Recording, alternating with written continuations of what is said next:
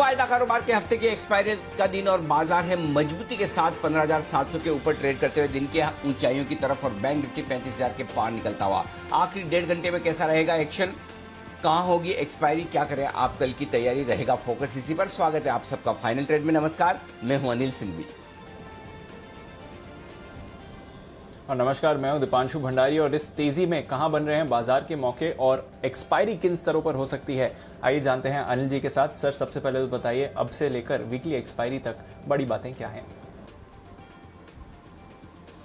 कल के उतार चढ़ाव के बीच जो बाजार हल्के हुए, वायदा कारोबार में पोजीशंस कम हुई, उसका फायदा आज बाजार उठाते हुए एक्सपायरी के दिन मजबूती के साथ ट्रेड करते हुए दिख रहे हैं और धीमे धीमे ये मजबूती और बढ़ती हुई दिख रही है। सेंचुरी मारता हुआ निफ्टी 100 अंक ऊपर अब आपको दिखेगा 15,730 के करीब। निफ्टी बैंक 200 अंक मजबूत है, 35,000 के अहम आंकड़े के करीब ट्रेड करता हुआ आपको नजर आएगा। ऑटो को छोड़कर सभी सेक्टर इंडेक्स हरे निशान में ट्रेड करते हुए दिख रहे हैं, यानी कि खरीदारी फिर से चौतरफा लौटती हुई दिख रही है। सरकारी बैंक, फार्मा, रियल एस्टेट और मेटल शेयर मजबूत है आज के सेशन में। और ये सब कुछ तब है जब अमेरिकी फ्यूचर्स एकदम शांत कारोबार करते हुए दिख रहे हैं। 8 पॉइंट नीचे, कोई खास वहां पर रुझान है नहीं। यूरोप में एकदम सुस्ती का माहौल है, तो ग्लोबल मार्केट में सुस्ती है और भारतीय बाजारों में एक्सपायरी के दिन चुस्ती। बिल्कुल सर, तो बाजार में तो जबरदस्त एक्शन है। इससे पहले इस हफ्ते हम नए रिकॉर्ड्स की हैट्रिक देख चुके हैं।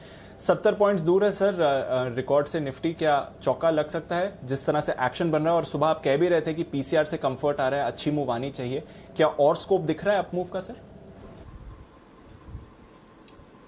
बढ़ने में बढ़ सकते हैं, लेकिन दीप जो डेटा दिख रहे हैं और जो माहौल दिख रहा है उसके हिसाब से 15,750 15,800 कंजेशन जोन है, तो हम उसके आसपास पहुंच सकते हैं, वहां पहुंच सकते हैं। लेकिन 15,800 को निर्णायक रूप से पार करके टिकेंगे और बंद होंगे, इसकी संभावना थोड़ी कम दिखती है।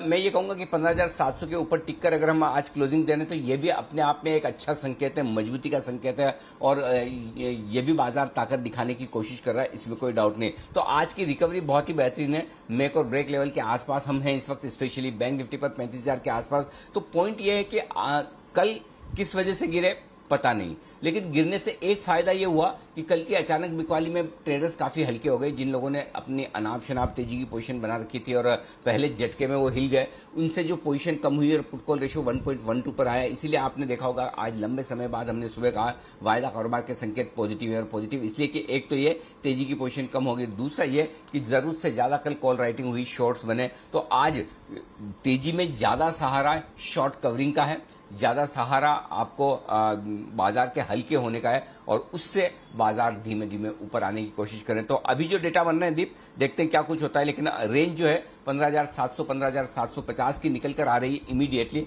देखते हैं इस रेंज के किसी एक और बाहर निकले तो 50-50 पॉइंट का एडिशनल मूव, यानी कि 15,700 को अगर 15,700 को अगर हम तोड़ते हैं तो नीचे की तरफ 15,650 का रास्ता खुलेगा, और 15,750 को पार करते हैं तो 15,800 तक का रास्ता खुलता है। लेकिन फिलहाल डेटा ये बता रहे हैं इस रेंज में बाजार वक्त बिताने चाहिए। ज्यादा 2:30 बजे डेटा में काफी कुछ देख चुका हूं ऑलरेडी। 2:30 बजे से पहले ही कोशिश करूंगा कि आपके सामने एक्सपायरी का दिन है तो जल्दी से डेटा रख लूं। और बैंक निफ्टी भी आप देखिए 35,000 के अहम लेवल के आसपास ट्रेड करता हुआ दिख रहा है, बिल्कुल मेक और ब्रेक लेवल के आसपास है। तो बेहद इंटरेस्टिंग रहेगा अगला 1.5 घंटा, देखते हैं बाजार किस तरह का एक्शन दिखाता है। तो निफ्टी थोड़ा बेहतर मजबूत दिख रहा है बैंक निफ्टी के मुकाबले में। जी दीप। चलिए सर, बढ़िया है। 15,700 के ऊपर निफ्टी होल्ड भी कर रहा है। सुबह से हम देख रहे हैं इन लेवल्स के आसपास ट्रेड होते हुए दिखा है। आइए फिर आपको बता देते हैं इंडेक्स पर अनिल जी से स्ट्रैटेजी लेने से पहले कौन से स्टॉक्स हैं जहां पर आपको रखनी है नजर, और आने वाले दिनों के लिए किस इवेंट्स पर भी बाजार की नजर रहेगी। मानसी और वरुण हमारे साथ तैयार है। मानसी, गुड आफ्टरनून, बताएं कौन से हैं इवेंट्स? Good afternoon Deepanshu. एक तो आज वायदा बाजार की कंपनी सेल के नंबर्स पर फोकस है। यस बैंक फंड जुटाने को लेकर बोर्ड बैठक कर रहा है। एनएचपीसी 4,300 करोड़ तक जुटाने पर एक बोर्ड बैठक में विचार करेंगे। वहीं एमआरपीएल ओएनजीसी मैंगलोर पेट्रोकेमिकल्स के साथ मर्जर पर विचार करेगा। टाइड वाटर पर भी नजर रखिए। नतीजों के साथ बोनस और शेयर विभाजन को लेकर एक बोर्ड बैठक होगी। और अमेरिका में मई के महंगाई दर के आंकड़े भी आज आने वाले हैं, और साथ ही टीसीएस की एजीएम जो है आज 3:30 बजे होने वाली है। अभी अभी एक खबर आई है, इस पर भी नजर रखनी होगी। कल वायदा बाजार में सन टीवी, बीएचईएल, डीएलएफ के नतीजे आएंगे। Ex dividend Bajaj consumer, Foseco India और रिलायंस होने वाले हैं। बीएमएल के नतीजे और साथ ही डिविडेंड को लेकर बोर्ड बैठक होगी। श्रीराम ट्रांसपोर्ट फाइनेंस QIP के इश्यू प्राइस को लेकर बोर्ड बैठक करेंगे। आइनॉक्स लीजर भी QIP के फाइनल साइज और प्राइस पर बोर्ड बैठक करेंगे। वहीं अप्रैल इंडस्ट्रियल प्रोडक्शन यानी कि IIP के आंकड़े कल जारी होते हुए दिखेंगे। साथ ही सुप्रीम कोर्ट में टर्म लोन पर ब्याज मुक्त मोरेटोरियम पर सुनवाई जो है वो कल 11 तारीख को होने जा रही है और इंफ्रास्ट्रक्चर प्रोजेक्ट को लागू करने पर वित्त मंत्री की एक समीक्षा बैठक भी कल होने वाली है। शनिवार 12 जून के दिन कैश में JK सीमेंट, शोभा केयर रेटिंग समेत कई सारी कंपनियों के नतीजे आते हुए दिखेंगे। साथ ही गोदावरी पावर एंड इस्पात की EGM पर नजर रहेगी और 12 जून के दिन ही GST काउंसिल की भी बैठक होने जा रही है, तो इस पर भी हमारा फोकस रहेगा। ओके, तो ढेरों इवेंट्स हैं, नतीजों के अलावा भी काफ़ी सारी कंपनीज आपको फोकस में रहेंगी। कुछ बढ़िया इवेंट्स हैं जहां पर हमें रखनी है नजर रखनी है ढेरों स्टॉक्स पर भी जो आज खबरों के दम पर एक्शन में है। आइए जानते हैं वरुण के साथ। Good afternoon Varun. आफ्टरनून दीप, देखिए सबसे पहले तो टाटा ग्रुप कंपनियों, खासकर टाटा कंज्यूमर्स, क्योंकि टाटा डिजिटल जो है वो 1mg में मेजॉरिटी हिस्सा जो है वो खरीदने की योजना बना रहा है, ये खबरें आई है। दूसरा, नेल्को स्टॉक में अच्छी खासी तेजी आज के ट्रेडिंग सेशन में देखने मिल रही है। दरअसल इंटरनेट सर्विस प्रोवाइडर लाइसेंस और वीसेट लाइसेंस को ट्रांसफर करने के लिए DOT का अप्रूवल मिल गया है। एक एमालगमेशन है, उसके चलते टाटा नेट सर्विसेज से इस कंपनी में इसको ट्रांसफर करना था और वो ट्रांसफर अब हो रहा है, उसका अप्रूवल DOT से मिल गया है। JSW स्टील, यहाँ पे इस कंपनी ने अपडेट दिया है, जो क्रूड स्टील प्रोडक्शन है उसमें पिछले महीने करीब 10% के आसपास की बढ़ोतरी देखने मिली। 13.7 लाख टन पे यह आया है। सेरा सैनिटरीवेयर, यहाँ नतीजे आए हैं। मुनाफा 36 करोड़ से बढ़ के 48 करोड़ पे आया है। मार्जिन 14.2% से बढ़ के 16% और कंपनी की आय जो है 298 करोड़ से बढ़ के 438 करोड़ पे 13 रुपये प्रति शेयर के डिविडेंड का ऐलान कंपनी ने किया है। अंबिका कॉटन, यहाँ पे नतीजे अच्छे हैं। मुनाफा 10.5 करोड़ से बढ़ के 29 करोड़ पे आया है।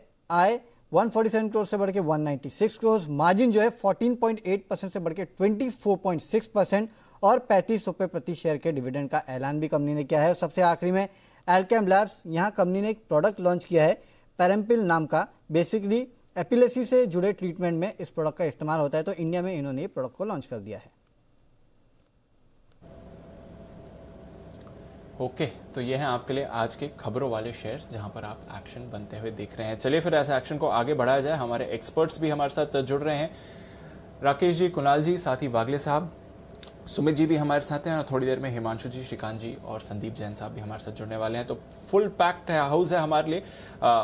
वीकली एक्सपायरी का इंतजार है और उससे पहले स्टॉक्स पर है भरपूर एक्शन। तो शुरुआत करते हैं कुछ स्टॉक एक्शन की और इस समय के कुछ बजिंग काउंटर्स जो हैं उन पर डाल लेते हैं नजर डालिए जिस तरह से मूव आ रही है IRB इंफ्रा पर। वागले साहब, सुबह आपने खरीदारी की राय दी थी, अच्छी मूव आ गई है, मोमेंटम बना हुआ है, क्या राय देंगे सर? यहां से और एक्शन बनते हुए देखते हैं।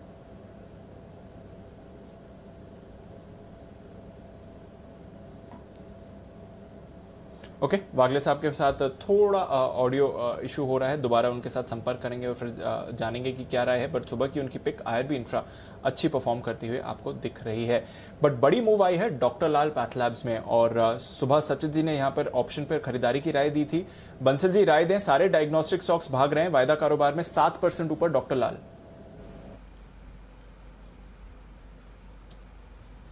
देखिए दीपांशु, बेहतरीन टेक्निकल स्ट्रक्चर है। इनफैक्ट ये स्टॉक सुबह हमारे भी रडार पे था, हमने मिस करा और टेक्निकली स्टॉक रैली दिखा रहा है। जिनके पास है क्लियरली यहाँ पे होल्ड करना चाहिए और ये स्टॉक जो इसके प्रीवियस हाइस थे अराउंड 33-35 के, उनको वापस टेस्ट करने का पोटेंशियल रखता है।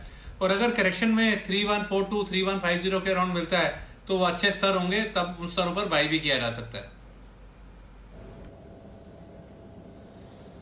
ओके, तो नजर रखिए डॉक्टर लाल पैथलैब्स और बाकी के जो डायग्नोस्टिक स्टॉक्स हैं वहां पर भी आप अच्छी मूव देख रहे हैं। थायरोकेयर और मेट्रोपोलिस दोनों पर ही अच्छी मूव आई है, बल्कि मेट्रोपोलिस ने तो आज पहली बार 3000 का भी स्तर छुआ है। वागले साहब, दो आपने आई से स्टॉक्स दिए थे और दोनों में बढ़िया मूव आ रही है। इंडिया बुल्स हाउसिंग 290 का पहला टारगेट था, 284 के करीब स्टॉक ने अभी हाई बनाया है और IRB इंफ्रा पर भी अच्छी मूव है। सर, अपडेट दें।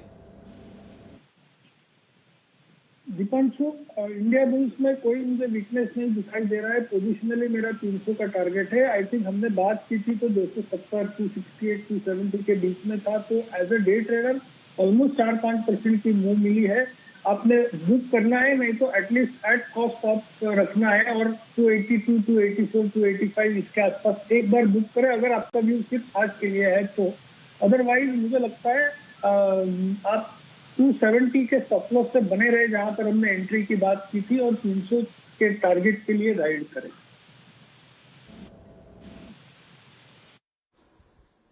ओके, तो ये है आईबुल हाउसिंग फाइनेंस में खरीदारी करने की राय। और आज सेठी साहब ने भी अपना पिक ऑफ द डे के तौर पर आईबुल हाउसिंग फाइनेंस को ही चुना। वायदा कारोबार के बैन से बाहर आते ही तेज दौड़ लगाता हुआ ये स्टॉक। आइए एक और स्टॉक तैयार है एक्शन के लिए, बता रहे हैं कुणाल जी और राकेश जी। क्लोजिंग शो का पहला बिगुल चार्ट कॉर्नर के नाम।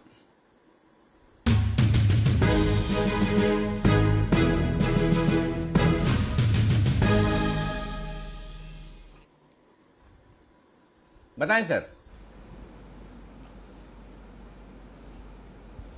अनिल जी, बजाज फाइनेंस में ब्रेकआउट देखने को मिल रहा है और इसको ब्रेकआउट इसलिए बोल रहे हैं क्योंकि ये वो लेवल्स टूटे हैं। इन लेवल्स के बाद इसकी बजाज फाइनेंस की कॉन कॉल में कुछ हुआ था जिसके चलते करेक्शन देखने को मिली थी, स्टॉक में गैप डाउन ओपनिंग हुई थी। आज स्टॉक उससे पहले के हाइस के ऊपर निकला है, एक पॉजिटिव क्रॉसओवर देखने को मिला है। तो बजाज फाइनेंस है चार्ट कॉर्नर पे। ओवर टू कुणाल जी।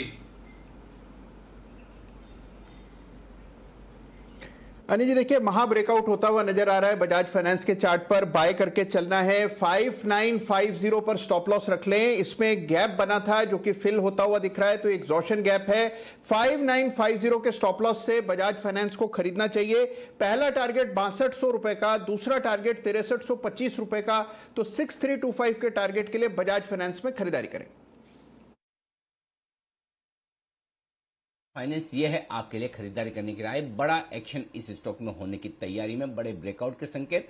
5950 का स्टॉप लॉस लगाने की राय। कुछ ही देर में किरण जी भी जुड़ेंगे हमारे साथ और किरण जी भी आपको देंगे एक स्पेशल पिक। तो किरण जी की तैयारी है, तो किरण जी के साथ पहुंचे उससे पहले एक मिनट जरा ब्रेकिंग न्यूज क्या वो देख लेते हैं। पेट्रोलियम मंत्री का कोई बयान आया है, उससे रिलेटेड ब्रेकिंग न्यूज है, जरा एक बार देख लिया जाए। क्या कह रहे हो? ओके, कुछ डिस्कवर्ड फील्ड से उत्पादन में तेजी लाए। डायरेक्टर जनरल ऑफ हाइड्रोकार्बन को उन्होंने कुछ निर्देश दिए। ये ऑयल एंड गैस के प्रोडक्शन से रिलेटेड है, तो उससे रिलेटेड कुछ खबरें आपके लिए आती हुई दिख रही है, उस पर हम करेंगे फोकस भी। आइए, किरण जी तैयार है। किरण जी ने कहा है कि उनके लिए एक स्पेशल बिगुल बजाया जाए और वो स्पेशल बिगुल किरण जी के लिए उनकी तरफ से आ रही स्पेशल पिक।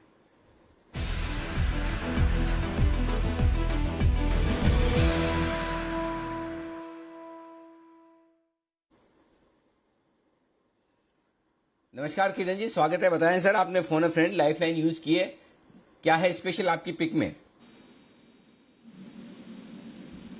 ने रिक्वेस्ट की L&T housing, L&T FH, L&T housing finance, ये बाय करने की सलाह है। बहुत ही शानदार ब्रेकआउट मिला है। एक इन्वर्टेड हेड एंड शोल्डर का ब्रेकआउट देखने को मिल रहा है। जिस तरीके का ब्रेकआउट है, मेरा मानना है कि आपका स्टॉप लॉस बहुत नजदीक है, 98.20 का है। और आज के लिए टारगेट 103 के और कल के लिए 108 के। तो ये 108 के टारगेट के लिए बिल्कुल लॉन्ग पोजीशन छोड़नी नहीं चाहिए। दूसरी चीज जो इंपॉर्टेंट है, एल&टी में 100 के स्ट्राइक प्राइस है, 1 करोड़ शॉर्ट शेयर्स है। अगर ये 1 करोड़ शॉर्ट शेयर्स कवर करने के लिए आते हैं तो 108 के टारगेट आराम से देखने को मिलेंगे। जैसे सवेरे बजाज फाइनेंस का कॉल दिया था, उसी तरह से कॉन्फिडेंस वाला कॉल है L&T finance. Okay, L&T finance holding ये है स्टॉक जहां पर खरीदारी करने की राय। 98 रुपए 20 पैसे का स्टॉप लॉस लगाकर करें खरीदारी। किरण जी एकदम कॉन्फिडेंटली बिल्कुल। और बजाज फाइनेंस की कॉल के लिए आपको बधाइयां भी। और आपने बोला भी था कि इसे वापस वहां पर रिव्यू करना है 5900 के आसपास, करेक्ट? आपने बोला वहां पर टारगेट रखा है लेकिन बेचना नहीं है। किरण जी रिव्यू करिए। बिल्कुल अनिल जी, जो मेरा सीरीज का टारगेट था बजाज फाइनेंस पे आना ही चाहिए। मैं पूरे यानी स्ट्रेंथ के साथ बोल रहा हूँ। बहुत ही शानदार चार्ट पैटर्न है, बहुत सारे शॉर्ट ट्रैप्स हो चुके हैं और जो वॉल्यूम्स और आज की डिलीवरी बेस बाइंग देखने को मिल रही है। मेरा मानना है कि आपको कैजुअली 6500 6800 के टारगेट इसी सीरीज में देखने को मिलेंगे, जो मैंने सीरीज के स्टार्ट में रेकमेंड किया था। आपके लिए बजाज फाइनेंस पर बहुत ही बेहतरीन एक्शन, और ये एक्शन एकदम टाइमली पकड़ा सुबह। आज किरण जी ने 5830 पर कहा खरीदिए, 5900 पर बेचना नहीं है, वहां से रिव्यू लेना है। वहां से भी और देखिए 250-300 रुपए और बढ़ चुका है। तो गजब का एक्शन, 7% का बड़ा उछाल आता हुआ यहाँ पर बजाज फाइनेंस में। आइए बढ़ते आगे और एक्शन भरपूर आपको नजर आएगा। देखते हैं कुछ और स्टॉक्स जहां पर एक्शन है, क्योंकि आज नतीजे आने वाले हैं सेल के। जरा सेल के चार्ट्स देखिए और सुमित जी दीजिए अपनी राय। Good afternoon Anil ji. अनिल जी, सेल में स्टील अथॉरिटी में मेरे को लगता है पोजीशन होल्ड करके चले।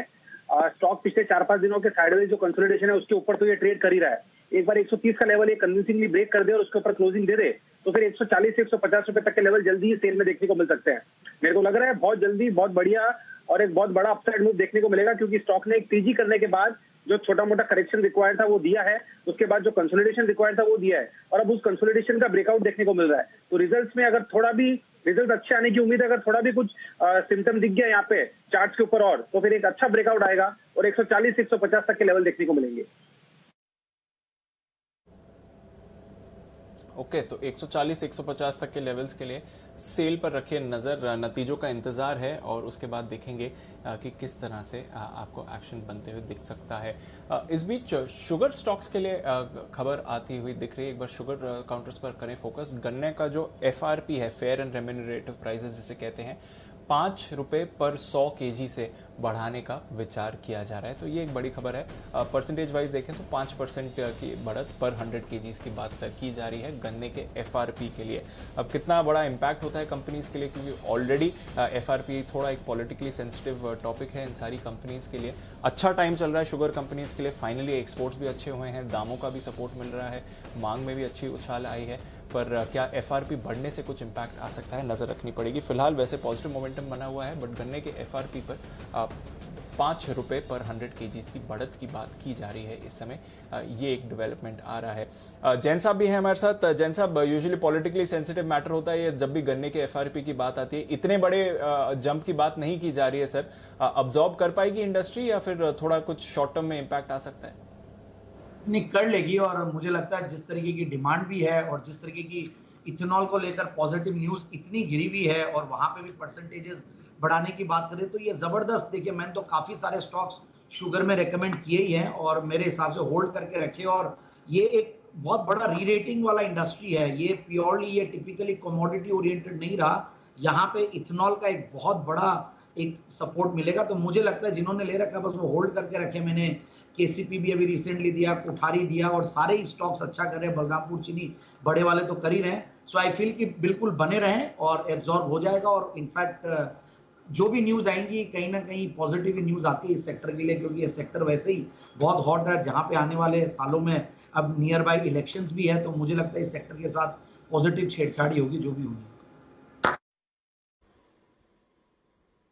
ओके, तो ये है आपके लिए शुगर शेयरों पर और बलरामपुर चीनी पर रहा है। आइए अगला बिगुल है हिमांशु जी के लिए BTST का।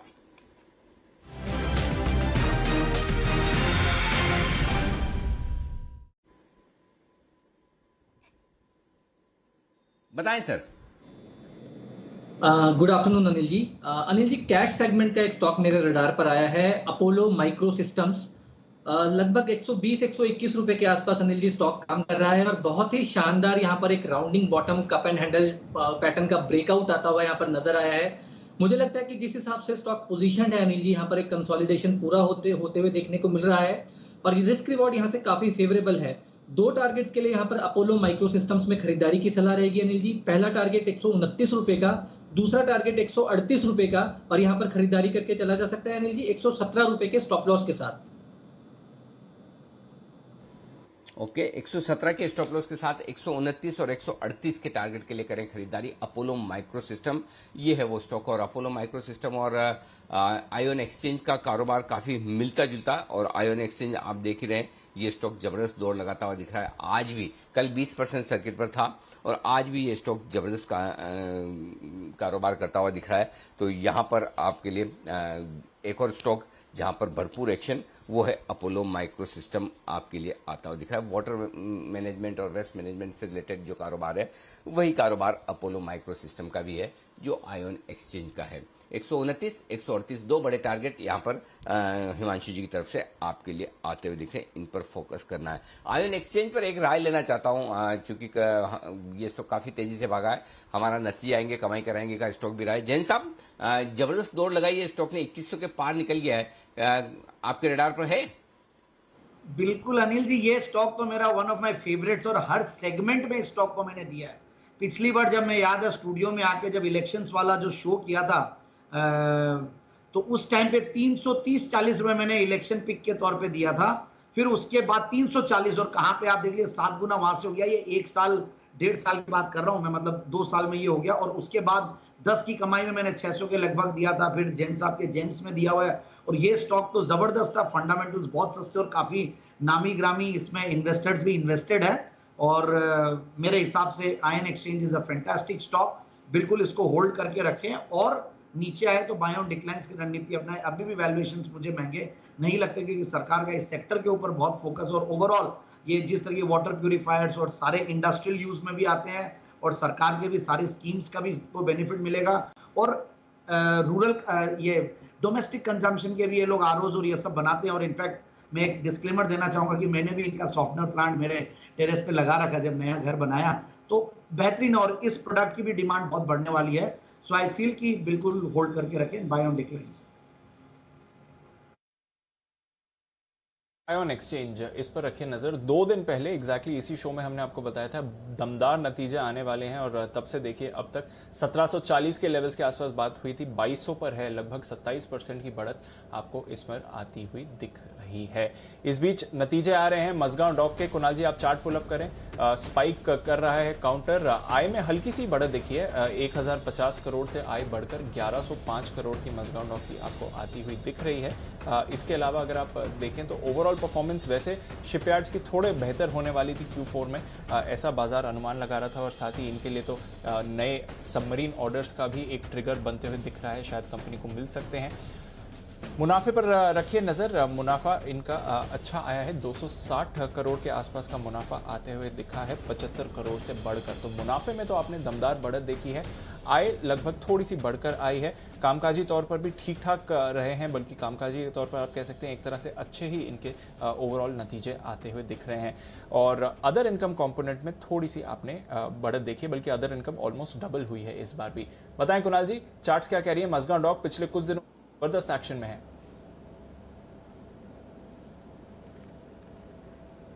देखिए चार्ट बहुत शानदार है दीपांशु। स्टॉक में लगातार हमने पिछले कुछ दिनों में तेजी देखी है, और काफी वक्त लेने के बाद स्टॉक ने एक ब्रेकआउट दिया है। तो मझगांव डॉक इन स्तरों से भी बहुत ऊपर के लेवल्स जाने की क्षमता रखता है। यहां पर भी जिनके पास पोजीशन है 275 रुपए, 275 का स्टॉप लॉस रख करके होल्ड करें। मुझे लगता है कि थोड़ा वॉलेटाइल हो जाएगा, लेकिन 275 के नीचे जाए तभी लॉन्ग पोजिशन को एग्जिट करें अगर आपने शॉर्ट टर्म के लिए लिया है। और अगर आपका लॉन्ग टर्म का निवेश है तो कोई निकलने की जल्दबाजी ना करें, वेट करें। इस काउंटर में 300 के ऊपर जाने की पूरी क्षमता दिखती है, होल्ड करने की राय। बिल्कुल, तो 300 से ऊपर जाने की पूरी क्षमता है इस काउंटर में। ऑलरेडी हम देख रहे हैं कि इस पिछले 4-5 दिनों में तो आपने स्टॉक पर लगभग 36-27% की बढ़त देखी है, बट बढ़िया मोमेंटम में रहा है ये काउंटर। और दिवाली के एक दिन बाद 180 के लेवल्स पर अनिल जी ने भी इसके बारे में बात करी थी, और तब जब टारगेट्स निकल कर आए थे तो 275 और 225, 275 और 300 के निकल कर आए थे। तो अनिल जी, दिवाली के एक दिन बाद इन्वेस्टमेंट आइडिया दिया था सर आपने 180 के लेवल्स पर मझगांव डॉक, जो दूसरा टारगेट था वो भी अब हिट होते हुए दिखा है, नतीजों से एक फर्दर बूस्ट बना है, और 300 के टारगेट से भी अब ज्यादा दूर नहीं है मझगांव डॉक सर। एक्चुअली 296 का हाई बना ही चुका है दीप, तो लगभग 300 के टारगेट तक पहुंच चुका है। लेकिन मेरा ये मानना है कि अब भी इसे होल्ड करना चाहिए। आपको याद होगा ये तो दिवाली की बात है, दिवाली के बाद जब आपको ध्यान हो तो 1 जनवरी को हमने यही बात की कि ये साल ही सरकारी कंपनियों का है, राइट? तो सरकारी कंपनियों का साल है, अभी कहाँ बेचना है इसे। नहीं, बने रहे, आराम से होल्ड करें, कोई टेंशन नहीं है। और ये साल सरकारी कंपनियों के नाम है। अभी तो देखिए, दिवाली आने दीजिए, दिवाली से दिवाली बहुत मजा आएगा। सारी सरकारी कंपनियों में, मैक्सिमम कंपनियों में अभी भी काफी अनलॉकिंग होगी, काफी अपसाइड है। तो रुकिए, जल्दी मत कीजिए। जी दी बिल्कुल सर, बने रहिए मझगांव डॉक पर। कामकाजी तौर पर जैसे मैं कह रहा था, 27 करोड़ के कामकाजी घाटे के मुकाबले 43 करोड़ का कामकाजी मुनाफा भी आपको आते हुए दिखाया। अदर इनकम कंपोनेंट में भी डबल हुआ है, एक्सपेंसेस कंट्रोल में रहे हैं, आय में हुई है बढ़त। ओवरऑल अच्छे नतीजे मझगांव डॉक की तरफ से। पर आइए कुछ और स्पेसेस हैं जहां पर आपको रखनी है नजर। इंश्योरेंस, यहां पर कुछ अपडेट्स आए हैं मई महीने के। आइए जानते हैं किस तरह से रही है इंश्योरेंस कंपनीज की परफॉर्मेंस मई में मानसी के साथ। मानसी बताइए। बिल्कुल दीपांशु, देखिए मई में इंश्योरेंस प्रीमियम की आय जो है उसमें बढ़ोतरी देखने को मिली है। Particularly non life insurance premium की आय जो है 11.35% बढ़कर 12,316 करोड़ पर जाती हुई दिखी है। जनरल इंश्योरेंस की आय सालाना आधार पर 7.17% बढ़ी है और मंथ ऑन मंथ बेसिस 32% की यहां पर कटौती देखने को मिली है। तो ऑफकोर्स जनरल इंश्योरेंस में मंथ ऑन मंथ बेसिस में कटौती है, लेकिन सालाना आधार पर यहां पर भी बढ़त ही देखने को मिली है।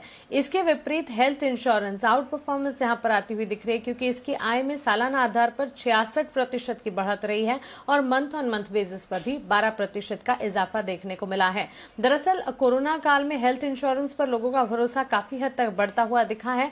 हेल्थ प्रोडक्ट्स की मांग काफी हद तक बढ़ी है, जिससे हेल्थ इंश्योरेंस प्रीमियम में शानदार बढ़त का ट्रेंड हम देख रहे हैं। अब ये जो बढ़त की मैं बात कर रही हूं, मई के इंश्योरेंस प्रीमियम अगर देखें, नॉन लाइफ इंश्योरेंस 12,316 करोड़ पर जाते हुए दिखे हैं, वहीं जनरल इंश्योरेंस 10,822 करोड़ पर, और साथ ही अगर आप हेल्थ इंश्योरेंस की आय की बात करें 1,406 करोड़ पर जाते हुए दिखे हैं।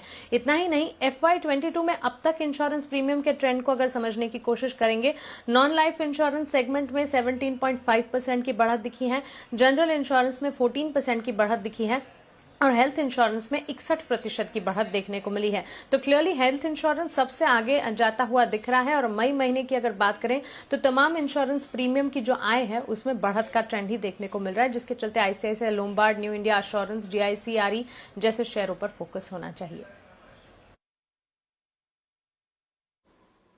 तो ये है आपके लिए इंश्योरेंस शेयरों पर फोकस, और सारे के सारे इंश्योरेंस प्लेयर्स आप देखिए बढ़िया मजबूती के साथ ट्रेड करते हुए दिख रहे हैं। ICICI Lombard, new India assurance तो हमारा SIP स्टॉक भी रहा है, बहुत ही बेहतरीन फंडामेंटल वाला ये शेयर भी आपके सामने है। अब हमारे सामने दो ट्रेड है, एक तो है नितिन जी तैयार हीरो या जीरो ट्रेड के साथ, और सेठी साहब भी तैयार हो रहे हैं और सेठी साहब आपको देंगे एक और दो बेहतरीन ट्रेड। तो पहले सेठी साहब तैयार हैं, नितिन जी से हम संपर्क कर रहे हैं जब तक सेठी साहब तैयार हैं। आइए सेठी साहब के लिए बिल्कुल सदाबहार सेठी साहब की शॉर्ट टर्म पिक्स।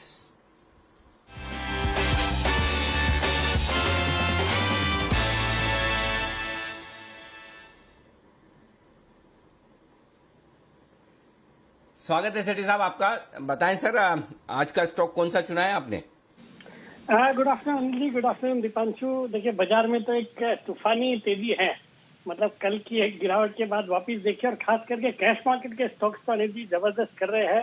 हाल ही में सुझाए हुए स्टॉक्स मतलब उनमें पता नहीं किस तरह की तेजी चल रही है। ईज माई ट्रिप देखिए, RPSB वेंचर्स देखिए, तो बाकी भी कई सारे नाम है, लिस्ट बहुत लंबी है। और इवन F&O वाले स्टॉक भी जो परसों टाटा पावर कैश का छोड़िए, हाँ वही मैं बोल रहा हूँ, कैश का छोड़िए, आपका F&O स्टॉक सुबह का आज का आपका pick Indiabulls housing finance गजब का कमाल करता हुआ दिख रहा है। आपने 275 का टारगेट दिया, उससे तो बहुत आगे निकल गया। तो आपकी पिक्स तो एकदम कमाल कर रही है सेठी साहब, गजब का एक्शन हो रहा है। बिल्कुल अनिल जी, सुबह pick of the day Indiabulls housing, और उसके अलावा भी जो 3-4 स्टॉक थे, बायोकॉन था वो भी बहुत अच्छा कर रहा है। सेल जिसको कल दोपहर से ही मैंने रिकमेंड किया हुआ, जो कैश मार्केट में खरीदना था बिकॉज F&O के बैन में है, उसमें भी 3-4% की तेजी है।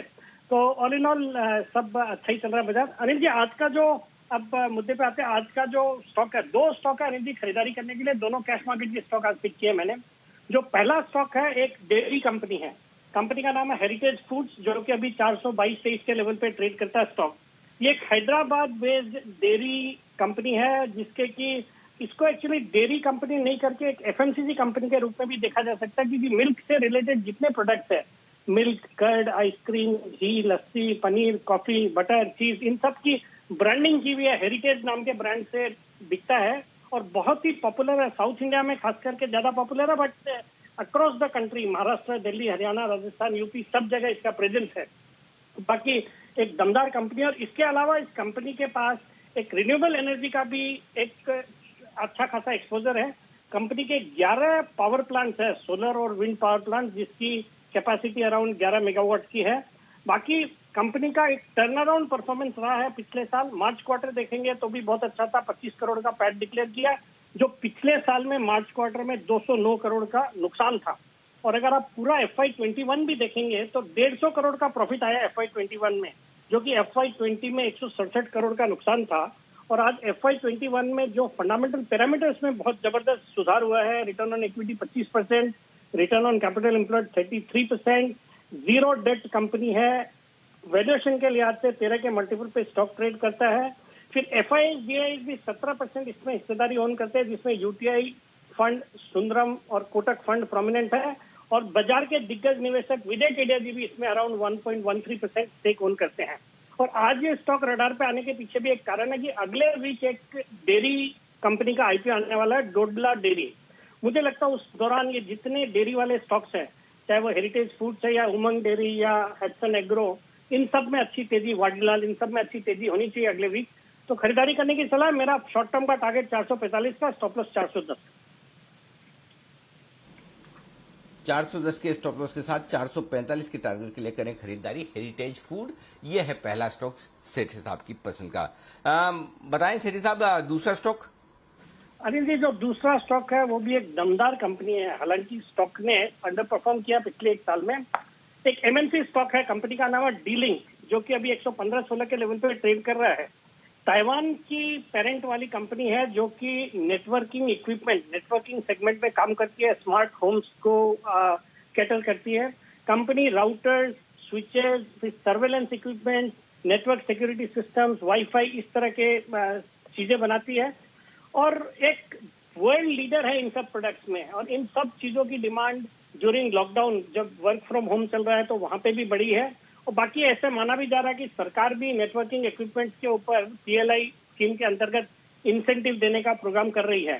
तो अगर वैसा कुछ होता है तो वो तो बहुत बड़ा पॉजिटिव हो जाएगा इस स्टॉक के लिए। स्टॉक चला हुआ भी नहीं है और एक MNC कंपनी होने के बावजूद, दमदार फंडामेंटल्स के बावजूद 12-13 के मल्टीपल पे ये स्टॉक ट्रेड करता है। इसमें खरीदारी करने की सलाह है। बाकी फंडामेंटल्स और भी, जीरो डेट कंपनी है, पिछले 3 साल का कैगर है 35% का प्रॉफिट का। तो मैं इस स्टॉक पे बुलिश हूँ। मुझे लगता है बहुत ही शॉर्ट टर्म में 125-30 के लेवल्स बिल्कुल आ सकते हैं। 105 का स्टॉप लॉस रखना है। ओके, 105 का स्टॉप लॉस लगाकर 125 और 130 के टारगेट के लिए करें खरीदारी। ये है राय आपके लिए इस वक्त आती हुई शेट्टी साहब की तरफ से। हेरिटेज फूड और D-Link, ये 2 स्टॉक खरीदने के लिए आज से आपके लिए राय। आइए बढ़ते हैं आगे। अब कार्यक्रम में शामिल हो रहे हैं नितिन जी अपने हीरो या जीरो ट्रेड के साथ।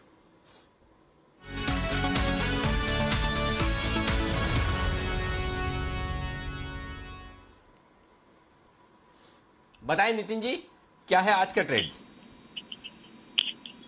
जीरो ट्रेड है और 35,100 की कॉल ऑप्शन जो मुझे 50 रुपए में मिल रही है। अभी 35,100 की कॉल ऑप्शन आज की एक्सपायरी की 50 रुपए में मिल रही है।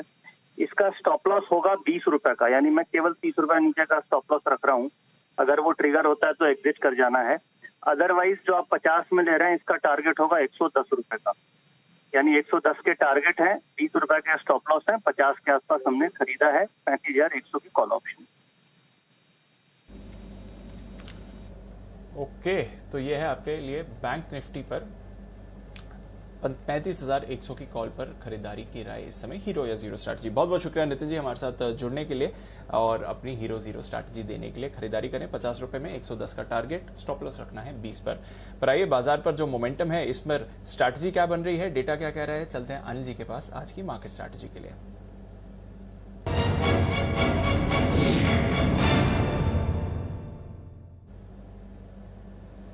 सर, ग्लोबल मार्केट्स में तो ठीक ठाक संकेत आ रहे हैं। ये पूरा हफ्ता हमने देखा है कंसोलिडेशन का ही रहा है और अभी भी वैसे ही संकेत हैं। 40 पॉइंट ऊपर डाउ फ्यूचर्स दिख रहा है, नास्डैक फ्यूचर्स में मामूली से आपको गिरावट दिखेगी। यूरोप में मिला जुला कारोबार हो रहा है। यूके के बाजार जो कल सुस्त थे आज थोड़ा एक्शन दिखा रहे हैं, पर उसके सामने जर्मनी और फ्रांस में हल्की सी गिरावट है। आज ECB की पॉलिसी भी आने वाली है शाम को, तो वहां पर नजर है और साथ ही US का जो इन्फ्लेशन डेटा आएगा उस पर तो हमारी नजर बनी ही हुई है।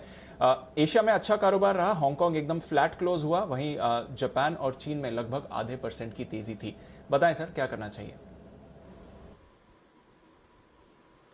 दीप, देखिए ग्लोबल मार्केट्स तो ठीक है, 40 पॉइंट 50 पॉइंट की अगर मजबूती डाउ फ्यूचर्स में उतनी काफी। आजकल तो जिस तरह की सुस्ती का माहौल है उसको देखते हुए आधा % ऊपर आधा % नीचे से ज्यादा मूव होता नहीं है। तो उस लिहाज से अगर आप देखेंगे तो कोई खास दिक्कत वाली बात है नहीं मेरे ख्याल से, तब तक तो ठीक है एकदम। तो ग्लोबल संकेत ठीक है और वैसे भी ग्लोबल संकेतों से बहुत ज्यादा फर्क नहीं पड़ रहा। हमारे संकेत भी अच्छे हैं, खाली एक कल हल्का सा झोंका झटका लगा, उसके बाद हमारे बाजार भी अब संभलते हुए दिख रहे हैं। तो आज एक्सपायरी के लिहाज से डेटा बेहद इंटरेस्टिंग बनते दिख रहे। दीप, एक चीज मैं कहना चाहता हूं, पिछली बार और इस बार दोनों बार है ना वीकली एक्सपायरी में अब वॉल्यूम काफी होने लगे हैं, तो ये बड़ा इंटरेस्टिंग दिख रहा है। नहीं तो आपको याद है मैं पहले कई बार बोलता था वीकली एक्सपायरी में मजा नहीं आता, बहुत कम वॉल्यूम होते हैं, मंथली एक्सपायरी की बात ही अलग है। लेकिन अब वीकली एक्सपायरी में इतने वॉल्यूम होने लगे, कभी कभी तो मुझे डाउट होता है कि ये वीकली या मंथली एक्सपायरी।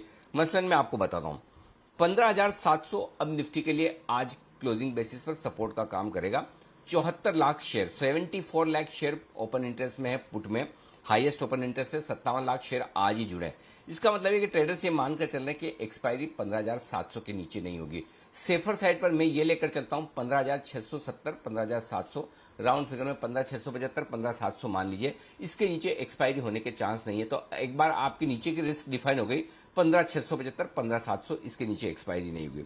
ऊपर में कहां तक हो सकती है? ज्यादा संभावना दीप ये कि जहां पर हम हैं अभी उसके आसपास ही एक्सपायरी होगी, 15,750 के आसपास, 15,740, 15,750। याद रहे अब तक का लाइफ टाइम हाई क्लोजिंग हमें 15,751 का ही मिला है, लगभग उसके आसपास ही एक्सपायरी होनी चाहिए। ऐसा मैं इसलिए कह रहा हूं कि 15,750 के कॉल पर 64 लाख शेयर हैं, 33 लाख शेयर आज ही जुड़े हैं, तो वहां पर रुकना चाहिए। फिर भी अगर उसे पार कर लिया तो फिर 50 पॉइंट और आपको मिल सकते हैं, तब 15,800 की तरफ निफ्टी बढ़ सकता है। 86 लाख शेयर 15,800 के कॉल्स पर हैं, तो उसे पार करना मुश्किल होगा। तो ब्रॉड रेंज नीचे की तरफ आपके लिए 15,675, 15,700 है, ऊपर 15,775, 15,800 है। इस रेंज में रहना चाहिए और मेरा ये समझना है 15,750 के आसपास वीकली एक्सपायरी होने की उम्मीद है। 10-15 पॉइंट आप इधर उधर के गिन लीजिए। अब आइए बैंक निफ्टी।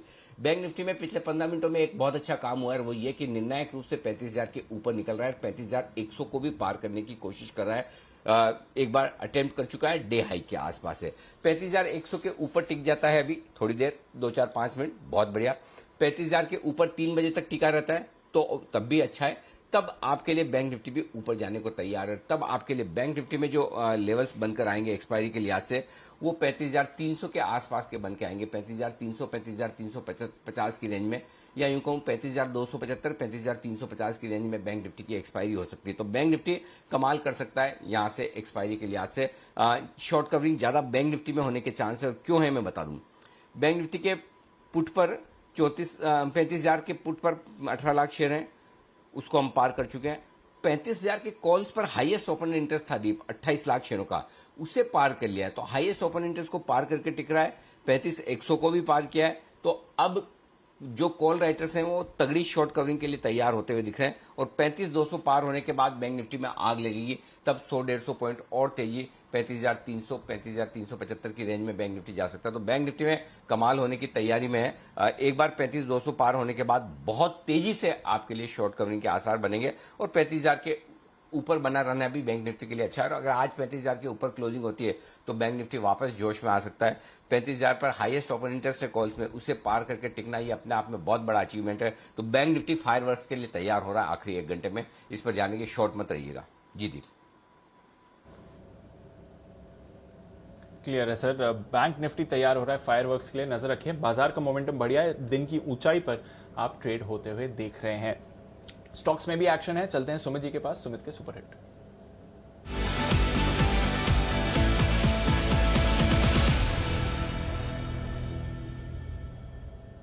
बताएं सुमित जी। दीपांशु, बाय का स्टॉक है, और बैंक निफ्टी में देखिए ब्रेकआउट आ रहा है, और कल हमने जो बैंक निफ्टी का कॉल दिया था उसके अंदर डबल के भी ऊपर के अभी लेवल देखने को मिल रहे हैं। तो इसका अपडेट कि एक्सपायरी ऑप्शन में जो कॉल दिया था उसका टारगेट हिट हुआ है, और अब जो कॉल दे रहे हैं वो भी बैंकिंग स्टॉक्स है, और पीएसयू बैंकिंग स्टॉक्स मेरे को चार्ट पे अच्छे दिख रहे हैं। तो यहाँ पे जो स्टॉक मेरे रडार पे आया है वो है एसबीआई। 431, 432 का अभी भाव चल रहा है। एसबीआई के अंदर कल का हाई ब्रेक होता हुआ देखने को मिल रहा है। पिछले 5 दिनों के करेक्शन के बाद अब वापस से ये अपवर्ड मूव रिज्यूम कर रहा है। तो एसबीआई यहाँ से अपसाइड मूव दिखाने को तैयार है। 444 से लेकर 450 रुपए तक के लेवल एसबीआई में यहाँ से ऊपर में देखने को मिलने चाहिए। नीचे में स्टॉप लॉस लगाए 421 रुपए का, ऊपर में टारगेट 444 रुपए से लेकर 450 रुपए तक के एसबीआई में इस हफ्ते में या फिर 3 से 4 दिनों में देखने को मिल सकते हैं। ऑप्शंस के जरिए भी ट्रेड लिया जा सकता है। एसबीआई का 430 वाला call at the money strike price का 13 रुपए 50 पैसे, 13 रुपए 80 पैसे अभी ट्रेड कर रहा है। यहाँ पे इसको खरीदारी करें। 9 रुपए का इसके अंदर नीचे में स्टॉप लॉस लगाएं। ऊपर में टारगेट देखने को मिल सकता है 18 रुपए से लेके 22 रुपए तक का। एसबीआई का 430 का कॉल खरीद सकते हैं या स्पॉट में खरीदारी कर सकते हैं 444 से 450 के टारगेट के लिए। एसबीआई पर रखिए नजर। बैंक निफ्टी बढ़िया मोमेंटम में है। पीएसयू बैंक्स में आज अच्छी तेजी बनती हुई दिख रही है, और अच्छी मूव बाजार आपको दिखा रहे हैं। आइए कुछ और स्पेसेस जहां पर बाजार में एक्शन बना हुआ है उस पर भी डालते हैं नजर। कंस्ट्रक्शन इक्विपमेंट ये एक स्पेस है, हम इंफ्रा और कैपिटल गुड्स में तो तेजी की बात कर ही रहे हैं, बट कंस्ट्रक्शन इक्विपमेंट स्पेस यहां पर भी एक्शन बनते हुए दिख रहा है। ये जानते हैं क्या है वजह, देवांशी के साथ। देवांशी बताइए। बिल्कुल, आप देखिए पिछले कई दिनों से हम देख रहे हैं ये जो सेक्टर है या इस इंडस्ट्री में जितनी भी कंपनीज हैं उसमें काफ़ी अच्छा अपमूव आता हुआ दिखा है। इंडस्ट्रियल इक्विपमेंट ये सारी कंपनीज में इसलिए भी अपमूव आया है क्योंकि अब धीरे धीरे जिस तरह से अनलॉकिंग थीम वर्कआउट करती हुई दिख रही है, जो इंफ्रास्ट्रक्चर है उसके एग्जीक्यूशंस काफ़ी तेज़ी से होते हुए दिख रहे हैं। रोड्स बनने शुरू हो चुके हैं, पोर्ट्स हैं, एयरपोर्ट्स है, इस पर जो कामकाज है वो बहुत तेज़ी से शुरू हो चुका है और इसी के चलते जितने भी कंस्ट्रक्शन इक्विपमेंट वाली कंपनीज हैं, स्पेशली जो छोटे क्रेन्स होते हैं, इसकी जो मांग है वो तेज़ी से बढ़ती हुई दिख रही है। आप देखिए अप्रैल और मई के महीने में भी हमने देखा कि बहुत ही स्ट्रॉन्ग रिकवरी आती हुई दिखी थी। इसके चलते स्कॉट्स के भी नतीजे अच्छे आते हुए दिखे थे, एक्शन कंस्ट्रक्शन इक्विपमेंट इसके नतीजे अच्छे आते हुए दिखे थे। अब माना जा रहा है कि जिस तरह से अनलॉकिंग होती हुई दिख रही है, पिछले साल लॉकडाउन था तो काफ़ी जो इम्पैक्ट है, बड़ा वाला इम्पैक्ट इन कंपनीज पर आता हुआ दिखा था, लेकिन अब ये जो एग्जीक्यूशंस हैं, जितने भी हाईवेज बनाने हैं, ये एग्जीक्यूशन काफ़ी तेज़ी से होगा। ये सबसे बड़ा ट्रिगर है जिसके चलते आने वाले समय में एक अच्छी ग्रोथ आपको ये सारी कंपनीज में देखने मिल सकती है। कुछ डेटा मैं आपको बताती हूँ। NHAI ने अप्रैल से मई महीने में 850 किलोमीटर्स के हाईवे बना दिए हैं। साथ ही आप देखिए करीब 4600 किलोमीटर्स के ऑर्डर्स ऑलरेडी NHAI ने दिए हुए हैं जो एग्जीक्यूट बहुत ही तेज़ी से होंगे इसी साल। इसके साथ ही मेट्रो, पोर्ट्स, ब्रिज का काम जो शुरू हो चुका है, कंस्ट्रक्शन एक्टिविटी यहाँ पे शुरू हो चुकी है। इक्रा की एक रिपोर्ट आई थी और इसके मुताबिक CY21 में इस इंडस्ट्री में 15 to 20% तक की ग्रोथ आपको देखने मिल सकती है। FY22 की बात करें तो करीब 5 से 10% तक की ग्रोथ आपको देखने मिलेगी क्योंकि बेस हाई हो जाएगा। इसके साथ ही जितने भी हम देख रहे हैं इस छमाही में जितनी भी कंपनीज है उनका जो आउटलुक था, गाइडेंस है, वो काफ़ी ज़्यादा मजबूत आती हुई दिख रही है। इसका ही मानना है कि आने वाले समय में 25% तक की ग्रोथ आपको FY22 में देखने मिल सकती है। तो डबल डिजिट ग्रोथ के लिए ये सारी कंपनीज हैं जहाँ पे आपको आने वाले समय में थोड़ी सी अच्छी ग्रोथ देखने मिल सकती है।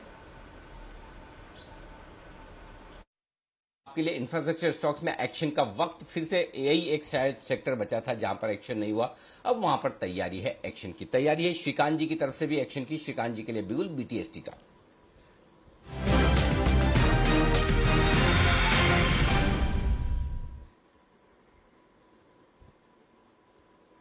बताइए श्रीकांत जी। अनिल जी गुड आफ्टरनून। देखिए से मार्केट में तेजी वो पूरी हमने देखी पिछले दिनों में काफी सारे पावर स्टॉक्स में देखी तेजी और वहां पे मुझे लगता है कि काफी अच्छा करेक्शन भी हुआ कल के दिन में और वापस से एक रिकवरी का फेज बन रहा है। इस पर्टिकुलर सेक्टर में मुझे लगता है कि BHEL पे हमें ध्यान रखना है और भारत हेवी जो अभी चल रहा है 76 के करीब, यहाँ पे अगर आप लॉन्ग पोजिशन बनाते हो तो स्टॉप लॉस काफी नजदीक का है। 74 का स्टॉप लॉस रखे और टारगेट्स हम वापस देख सकते हैं कम से कम 80 रुपए के और मैक्सिमम 82 रुपए के। तो करंट लेवल से BHEL को बाइक खरीद करने की राय रहेगी। में करें खरीदारी करंट लेवल पर। फिलहाल तो मेरे ख्याल से वायदा कारोबार के बैन में होना चाहिए। हाँ जी, हाँ बैन में है और कल आने वाले हैं बेल के रिजल्ट्स भी और रिजल्ट के पहले खरीदारी करने की राय। लेकिन नतीजे कैसे रहेंगे ये भी हम आपको अनुमान बताएंगे। उससे पहले हिमांशु जी के लिए एक बिगुल BTST का और उसके बाद बेल के नतीजों का अनुमान।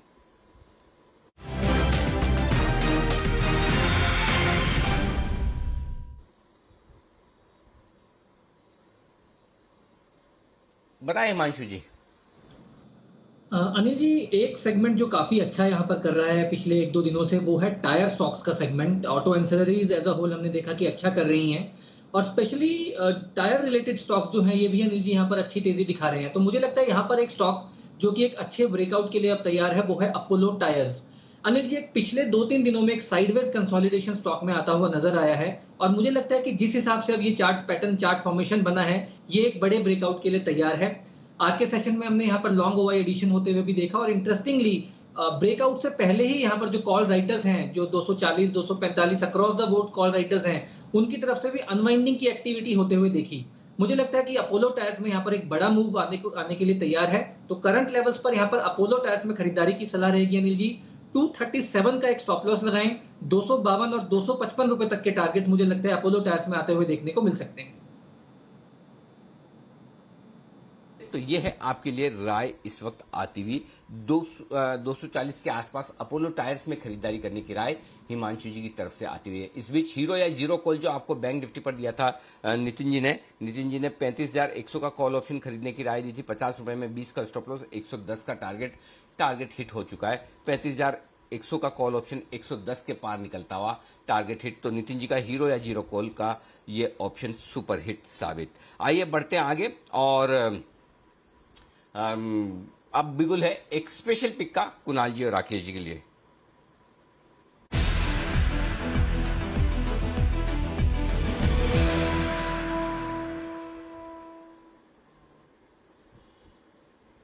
बताएं सर।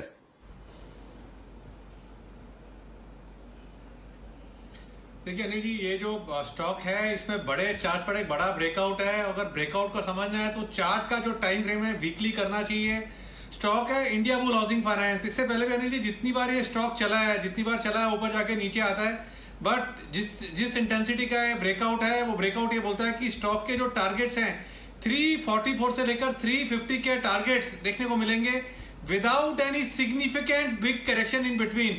तो 344 से 350 के बड़े टारगेट्स के लिए ब्रेकआउट हुआ इंडिया बुल हाउसिंग में। ये है special pick. Over to Kunal ji. Anil ji देखिए, अब Indiabulls housing finance future options में है, इसीलिए आमतौर पर बहुत छोटे टारगेट, छोटे स्टॉप लॉस देकर के ट्रेड दिए जाते हैं। लेकिन अनिल जी जिस तरह का breakout India bulls housing finance में हो रहा है, इस तरह के संकेत चार्ट पर आ रहे हैं कि किसमें कुछ बहुत बड़ा होने जा रहा है। तो इन स्तरों पर हमारी खरीदारी की राय है। हम शॉर्ट टर्म ट्रेडिंग के लिए नहीं बल्कि पोजिशनल इन्वेस्टमेंट के लिए यहां पर खरीदारी की राय दे रहे हैं। तीव्र गति से बढ़ने की क्षमता रखता है, बाय करके चले। यहां पर आपको जो स्टॉप लॉस रखना है वो 266 रुपए पर 266 के स्टॉप लॉस से बाय करें। एकमात्र टारगेट 340 रुपए का होगा। इसके एकमात्र टारगेट के लिए यहां पर आप करें खरीदारी। और एक और स्टॉक है जहां पर मैं अब कल के 2000 देने वाला हूं, लेकिन उससे पहले मैं आपको 2 मिनट देता हूं। तब तक दीप आप एक सवाल पूछेंगे हमारे एक्सपर्ट से। मैं इनको पूछना चाहता हूं, अगर कोई अंदाज लगाना चाहे कि क्या स्टॉक हो सकता है, कौन सा स्टॉक हो सकता है, अगर किसी को कोई क्यू चाहिए तो मुझे पूछ ले, मैं थोड़ा क्लू दे सकता हूं, लेकिन अंदाज आपको लगाना, क्योंकि मुझे ऐसा लगता है कि आप अंदाज लगा पाएंगे इस केस में। तो तब तक दीप एक सवाल पूछें और जब तक सवाल के जवाब के बाद मैं वापस आता हूं, देखते कोई अंदाज लगा पाता है या नहीं। जी दीप। चलिए सर, तो इंतजार करते हैं क्या आ रही है आपकी रिकमेंडेशन थोड़ी देर में। कल के 2000 पर जैसे अनिल जी कह रहे थे, BHEL इसके आने वाले हैं नतीजे, और इस बार कैसे रहेंगे नतीजे, क्या फाइनली कंपनी में टर्न अराउंड आते हुए दिख सकता है? आइए जानते हैं वरुण के साथ। वरुण बताइए, BHEL क्या है बाजार की एक्सपेक्टेशन? डेफिनेटली इस बार अच्छे रहेंगे नतीजे और हाँ एक टर्न अराउंड देखने मिलेगा, क्योंकि 4 तिमाहियों बाद कंपनी इस बार मुनाफे में आने वाली है। हमारा अनुमान है कि 470 करोड़ के आसपास का मुनाफा कंपनी करेगी, जबकि पिछले साल इसी क्वार्टर में कंपनी को 1534 करोड़ के आसपास का नुकसान हुआ है। काफ़ी सारी चीज़ें जो आपको देखनी है, एक तो जो नई ऑर्डर बुक है उसमें अच्छी खासी बढ़ोतरी होने वाली है और जो एग्जीक्यूशन पेस है उसमें लगातार सुधार होगा, जिसका फायदा जो है कंपनी को मिलने वाला है। हमारा अनुमान है कि कुल ऑर्डर बुक जो है, नए ऑर्डर जो है उसमें करीब 85% के आसपास का जंप देखने मिलेगा और कुल ऑर्डर बुक जो है उसमें करीब 5% के आसपास की बढ़ोतरी होगी। वहीं कंपनी की जो प्रोविजनिंग है उसमें गिरेगी और कामकाज जो है उसमें सुधार के अनुमान लगाया जा रहा है। पिछले साल में जो बेस था वो भी कुछ हद तक कम था, तो उसके चलते भी कहीं ना कहीं उछाल देखने मिलेगा और ब्याज गिरने से भी कहीं ना कहीं कंपनी को फायदा हो रहा है। इसके लिए हमारा अनुमान है कि रेवेन्यू जो है 7,560 करोड़ यानी कि 50% बढ़ेंगे और एबिटा फ्रंट पे भी कंपनी घाटे से मुनाफे में आने वाली है। 560 करोड़ का घाटा कंपनी ने किया था, उसके मुकाबले 608 करोड़ के आसपास का मुनाफा कमाने वाली है ये कंपनी। तो हर पैमाने पे कंपनी टर्न अराउंड करेगी, बेहतर एग्जीक्यूशन का इंपैक्ट देखने मिलेगा, ऑर्डर बुक में अच्छा खासा जंप देखने मिलेगा। नजर रखिए आगे किस तरह की कंपनी आउटलुक देती है ग्रोथ को लेके, खासकर वर्किंग कैपिटल के ट्रेंड को लेके, आगे के एग्जीक्यूशन, नए ऑर्डर और एसेट बिक्री का क्या प्लान है कंपनी का, इस पे नजर होगी। ये है आपके लिए भेल का नतीजों का अनुमान, कल आने वाले हैं रिजल्ट। कोई गेस, कोई अंदाज लगा पाए या किसी को कोई अगर चाहिए संकेत, कोई क्लू तो बताए मुझे।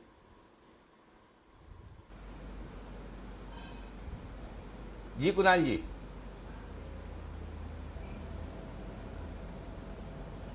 अनिल जी देखिए, मुझे लगता है इंडिया बुल्स रियल एस्टेट पर खरीदारी की राय देंगे आप?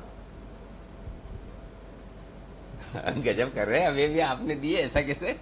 जी हिमांशु जी। जी मुझे लगता है यस बैंक हो सकता है वो शेयर। आईएक्स। अच्छा, ओके। GMR infra, आईएक्स। चलिए एक नहीं तो एक एफएनओ का स्टॉक है, इसलिए मुझे लगा कि शायद आप लोगों को पता चलेगा, लेकिन चलिए कोई बात नहीं। बिगुल रह जाइए, बिगुल के बाद आपको पता चलेगा कौन सा स्टॉक है।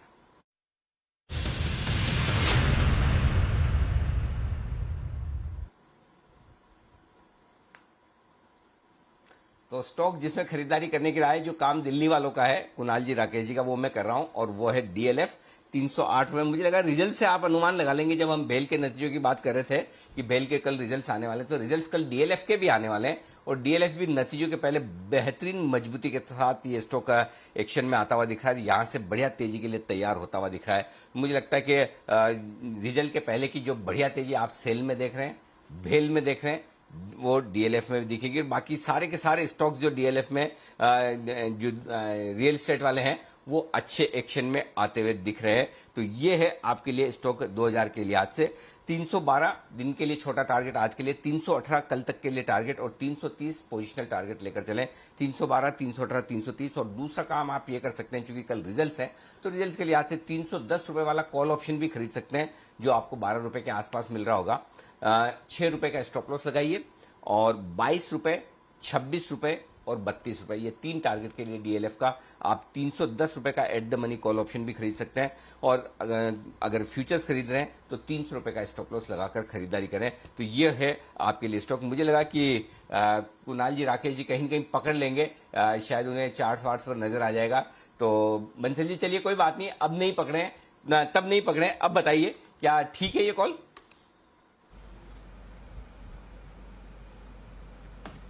अनिल जी कॉल बढ़िया है, स्ट्रक्चर भी बढ़िया है, और देखें तो पिछले दिनों के हाइस के ऊपर निकल रहा है, चार्ट के ऊपर एक ब्रेकआउट है।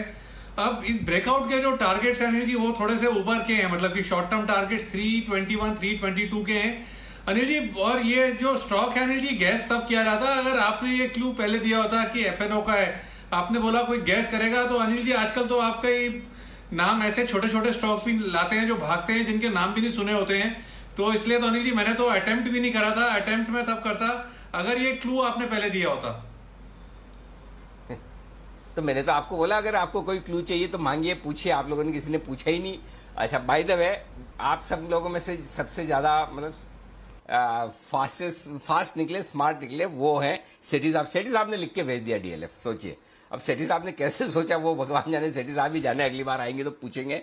लेकिन सेठी साहब ने कहा है कि डीएलएफ लिख के, उन्होंने लिख के भेजा मुझे। आशु जी ने भी अटेम्प्ट किया था, लेकिन आशु जी भी एलआईसी हाउसिंग या केडिला बोल कर रह गए, डीएलएफ तक नहीं पहुंच पाए। लेकिन चलिए, डीएलएफ है वो स्टॉक। मुझे लगा कि आप लोग रिजल्ट्स से अंदाज लगा लेंगे, क्योंकि भेल के रिजल्ट्स की हम बात कर रहे थे, रिजल्ट्स आने वाले कल। एनीवे, डीएलएफ एक बढ़िया ब्रेकआउट के लिए तैयार होता दिख रहा है, बड़ी तेजी के लिए तैयार होता दिख रहा है। इस स्टॉक पे रखिएगा नजर। जी दीप। बिल्कुल सर, तो डीएलएफ पर है नजर, और नजर रखिए एक बार जरा इंडिया बुल्स हाउसिंग पर भी। 10% का वायदा बाजार में सर्किट लग चुका है इस काउंटर पर। 289.85 का ये सर्किट इस समय इंडिया बुल्स हाउसिंग पर आपको लगते हुए दिख रहा है। तो इंतजार करते हैं अब जब सर्किट खुलेगा। सेठी साहब के तो सुबह के टारगेट्स आ गए, वागले साहब का जो 290 का टारगेट था उसके भी बेहद करीब है सर्किट, उससे जस्ट पहले आपको लगते हुए दिख रहा है। बट फिर से खुलेगा वायदा बाजार का सर्किट, और देखते हैं और गेंस आती हैं कि नहीं इंडिया बुल्स हाउसिंग। इस बीच सेंचुरी प्लाई के नतीजे आते हुए दिख रहे हैं। कुणाल जी इसकी चार्ट जरा आप पुल अप करें। अच्छे नतीजे रहे हैं, 37 करोड़ से बढ़कर 87 करोड़ का मुनाफा आते हुए दिखा है। आय भी 530 करोड़ से बढ़कर 745 करोड़ की आती हुई दिख रही है। जो अच्छे नतीजे हैं सेंचुरी प्लाई के। कुणाल जी चार्ट बताएं जरा।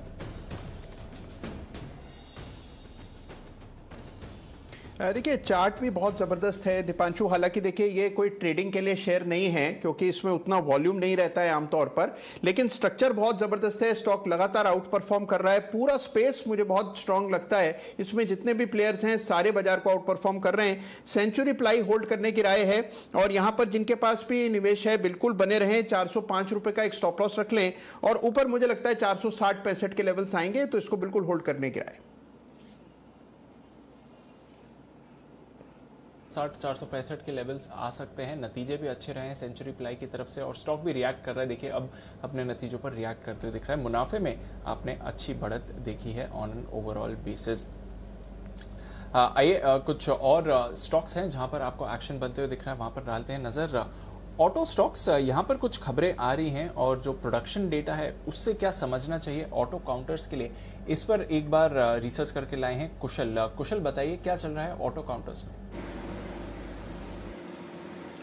बिल्कुल दीपांशु, तो जिस तरह से राज्य स्तरों पर अनलॉकिंग होती हुई दिख रही है उसको ध्यान में रखते हुए काफ़ी सारी ऑटो कंपनियां जो हैं अपना प्रोडक्शन बढ़ाने की फिराक में हैं। इनफैक्ट वो ये एक्सपेक्ट करके चल रही है कि अगस्त महीने से उनकी जो डिमांड रिकवरी है वो काफ़ी स्ट्रांग होती हुई दिख सकती है और ये इस बात से बैंक अपॉन कर रही हैं क्योंकि आप देखिए पर्सनल मोबिलिटी की जो नीड है वो काफ़ी ज़्यादा बढ़ती हुई दिखेगी और पिछले 2 महीनों में अप्रैल और मई में अगर आप देखें तो ज़्यादातर जो डीलरशिप्स है वो बंद थी और उसको ध्यान में रखते हुए जो पेंटअप डिमांड है और जो ऑर्डर बुक है कंपनियों की उनको पूरा करने के लिए उनको अपना प्रोडक्शन बढ़ाना होगा। तो और इसी वजह से कंपनियां जो है अपना प्रोडक्शन बढ़ाती हुई दिखेंगी, खासकर अगर आप एक्सपोर्ट ओरिएंटेड या एक्सपोर्ट से जिनका काफ़ी बड़ा चंक ऑफ रेवेन्यू आता है, जिन कंपनियों का जैसे बजाज ऑटो वगैरह है, वहां पर भी उनकी जो ऑर्डर बुक है एक्सपोर्ट फ्रंट पर उसको पूरा करने के लिए भी अपना प्रोडक्शन ये बढ़ाते हुए दिखेंगे जैसे जैसे अनलॉकिंग हो रही है। इनफैक्ट मारुति सुजुकी आप देखिए जुलाई महीने में करीब 1,74,000 यूनिट्स ये प्रोड्यूस करने की एक्सपेक्टेशंस लगा रहे हैं। अभी मौजूदा जून में करीब 1,65,000 यूनिट एक्सपेक्टेड है। तो दोनों मंथ्स में कंटिन्यूअस इंक्रीज जो है हमें इनके प्रोडक्शन डेटा में देखने को मिल सकता है। साथ ही टाटा मोटर्स भी ऑलमोस्ट 25 से 30,000 यूनिट्स दोनों जून और जुलाई में प्रोड्यूस करते हुए दिखेंगे। तो ओवरऑल ऑर्डर बुक काफ़ी स्ट्रांग दिख रही है कंपनियों की और आगे के लिए जो अनलॉकिंग से डिमांड स्पाइक एक्सपेक्टेड है उसको ध्यान में रखते हुए काफ़ी सारी ऑटो कंपनियां प्रोडक्शन अपना अपग्रेड करती हुई नजर आएंगी और इसी वजह से ऑटो एंसिलरी कंपनियों पर भी आपको नजर रखनी चाहिए। ओके, तो ये है आपके लिए ऑटो कंपनियों पे एक्शन पूरा होने की संभावना। अनलॉक के बाद यहां पर पूरी संभावना है कि गाड़ियों की बिक्री बढ़ेंगी। आइए बढ़ते आगे और हिमांशु जी के लिए बिल्कुल BTST का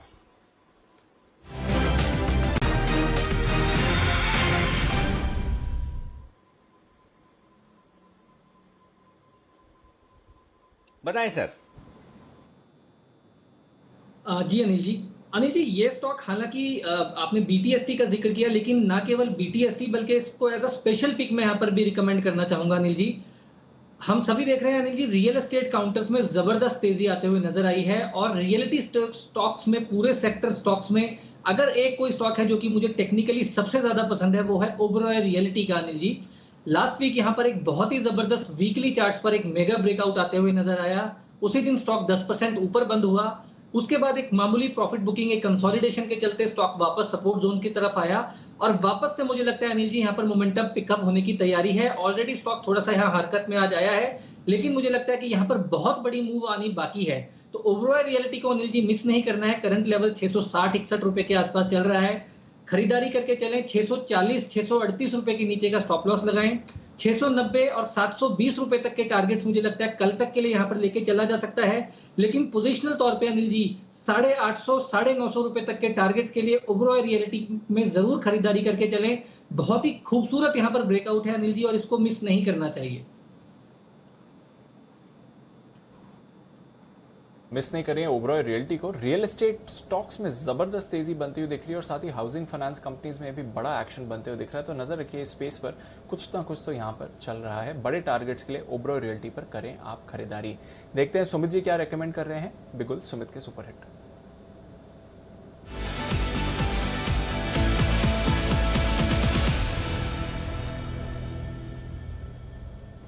बताएं सुमित जी। दीपांशु बाय का स्टॉक है। स्टॉक बहुत दिनों के बाद मेरे रडार पे आया और अब स्टॉक में एक अच्छा वॉल्यूम के साथ प्राइस एक्शन देखने को मिल रहा है। स्टॉक का भाव है 85 रुपीज 25 पैसा और स्टॉक का नाम है NCC लिमिटेड जिसका सिंबल है NCC। NCC के अंदर अब मूव देखने को मिल रहा है। NCC पिछले कुछ दिनों के गिरावट के बाद, करेक्शन के बाद आज एक स्ट्रॉन्ग कैंडल फॉर्म हो रही है। अच्छा खासा वॉल्यूम देखने को मिल रहा है। बॉलिंगर बैंड का मिडल बैंड ये क्रॉस कर रहा है। पिछले 5 से 7 दिनों के हायर लेवल्स पे आ चुका है। तो मेरे को लग रहा है कि NCC अब यहाँ से एक अच्छा अपसाइड मूव दिखाने को तैयार है, जिसमें पहला और इमीडिएट ऊपर का टारगेट बनेगा 90 रुपए का। 90 रुपए का लेवल ब्रेक होने पे 94 रुपए तक का मूव 3 से 4 दिनों में दिखा सकता है। Buy NCC at CMP, stop loss 81 rupees 50 पैसा, टारगेट 90 रुपए से लेकर 94 रुपए तक के 3 से 4 दिनों में देखने को मिल सकते हैं। खरीदारी करके चलने का सलाह रहेगा एनसीसी के अंदर। 90 रुपए तक के टारगेट के लिए रियल एस्टेट, कंस्ट्रक्शन, इंफ्रास्ट्रक्चर, ये है थीम जहां पर आज बढ़िया एक्शन आपको देखने को मिल रहा है। यहां पर बढ़िया खरीदारी होती हुई दिख रही, तो यहां पर 81 रुपए 50 पैसे के स्टॉप लॉस के साथ आप करें खरीदारी। और इस खरीदारी के साथ ही बता दूं आपको कि एक बेहतरीन बाय कॉल, हाँ भाई बाय कॉल सही बोला, ध्यान से, अगर विश्वास नहीं हो रहा तो फिर से मैं बोल देता हूं, एक बेहतरीन बाय कॉल देने के लिए हमारे साथ कार्यक्रम में स्पेशल गेस्ट के तौर पर आशु सर जुड़ने की तैयारी में, आशु मरान साहब जुड़ेंगे। तो आप बिल्कुल डरिए मत, उन्होंने पहले से ही लिख के भेज दिया कि भाई मैं बाय कॉल देने के लिए आ रहा हूं, तो आराम से अपना दिल थाम के बैठिए। आशु सर आपके सामने जुड़ने वाले हैं और बाय कॉल लेकर आएंगे। तब तक आइए डीवीज लैब, जब तक वो जुड़े तब तक मैं बता दूं डीवीज लैब यहां पर क्या एक्शन होता हुआ दिख रहा है, इतनी तेजी क्यों बनती हुई दिख रही है। देवांशी हमारे साथ तैयार है बताने के लिए सारी डिटेल्स। बिल्कुल अनिल जी, आप देखिए डीवीज लैब एक तो ओवरऑल जितना भी फार्मा स्पेस है उसमें काफ़ी अच्छा बज़ बनता हुआ दिख रहा है, लेकिन आज इंपॉर्टेंट खबर आती हुई दिख रही है मर्क के लिए। ये यूएस की कंपनी है मर्क, जिसके लिए बड़ी खबर आई है। मर्क ने यूएस सरकार के साथ एक बड़ा करार किया है, जहां पे कोविड की जो मेडिसिन है मॉल्यूपिराविर, इसको सप्लाई करने के लिए ये जो करार है वो यूएस सरकार के साथ कंपनी ने किया है। फिलहाल मैं आपको फेज 3 क्लिनिकल ट्रायल जारी है। जैसे ही इसको यूएस एफडीए से मंजूरी मिल जाएगी, तब माना जा रहा है कि यूएस सरकार इनसे करीब 17 लाख डोजेस खरीदेगी, जो कि काफ़ी बड़ा अमाउंट है। अब इसके चलते मर्क में फ़ायदा मिलता हुआ दिख रहा है, लेकिन डीवीज लैब इससे चल रहा है क्योंकि कुछ दिन पहले यानी कि 26 मई को एक प्रेस रिलीज आई थी, जहां पे कंपनी ने कहा था कि उन्होंने मर्क के साथ एक करार किया है। जो मॉल्यूपिराविर है, इसका जो एपीआई सप्लाई है वो डीवीज लैब करती है, यानी कि जितनी ज़्यादा सप्लाई या जितनी ज़्यादा बिक्री मर्क की इस दवा की यूएस सरकार की होगी, उतनी बड़े गेन्स या रेवेन्यूज जो है वो डीवीज लैब को मिलता हुआ दिखेगा। अब माना जा रहा है कि लॉरस लैब भी एक कंपनी है जिसका मर्क के साथ टाई अप है, काफ़ी सारे एपीआई सप्लाई करती है, तो ज़्यादातर लॉरस लैब और डीवीज लैब हैं जो ज़्यादातर एपीआई सप्लाई करती है मर्क को, और इसी के चलते आपको दोनों में एक्शन दिख रहा है। फिलहाल डीवीज पर आपको 3% से ज़्यादा के गेन्स दिख रहे हैं, लॉरस लैब भी अच्छा खासे गेन्स के साथ ट्रेड करते हुए दिख रहे हैं।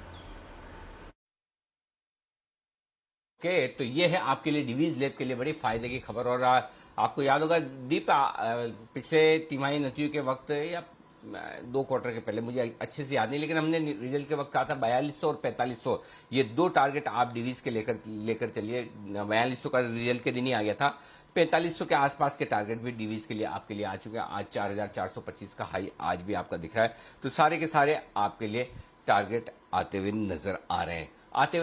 हमारे साथ आशु सर बिगुल के साथ करते हैं उनका स्वागत।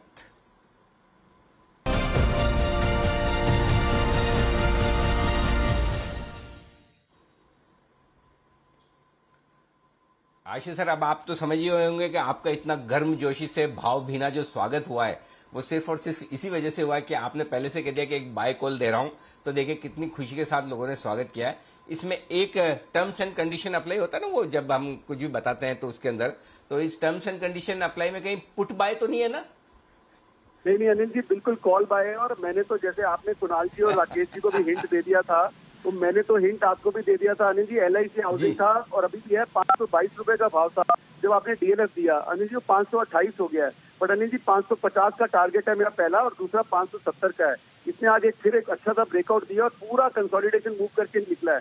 तो अनिल जी LIC लेना है, क्योंकि अगर किसी को लगता है कि बढ़ गया और आज 3-4% ऊपर है, तो अनिल जी इसमें दूसरी स्ट्रैटेजी है, 500 की कॉल लेके बैठ जाएं और 540 या 50 की एक कॉल बेच दें, और 20 के पैसे अनिल जी पूरे आ जाएंगे। मतलब 2000 का लॉट है, लॉट साइज भी बहुत अच्छा है। अगर 15 से 20 रुपए भी इसमें मिल जाएंगे तो 35 से 30 से 40 हजार का प्रॉफिट हो सकता है एक लॉट के अंदर, और अनिल जी शांति बनी रहेगी, क्योंकि अनिल जी थोड़ा बढ़ चुका है। बट अदरवाइज अनिल जी मैंने तो आपको हिंट किया था कि LIC या कैडिला, मेरी 2 बायस थी, मुझे लग रहा था शायद आप LIC देंगे, इसलिए मैंने वो DLF चूज नहीं किया था। तो मेरा हिंट तो आपके पास था, और लग रहा है कि वो आपका आवाज आई तो उसमें ट्रैक्शन आ गई। अभी दीपांशु भी बोल रहा था कि हाउसिंग फाइनेंस कंपनी में कुछ दिख रहा है, तो अनिल जी LIC हाउसिंग में अच्छा कैचअप होने वाला है कि 550 क्रॉस करेगा।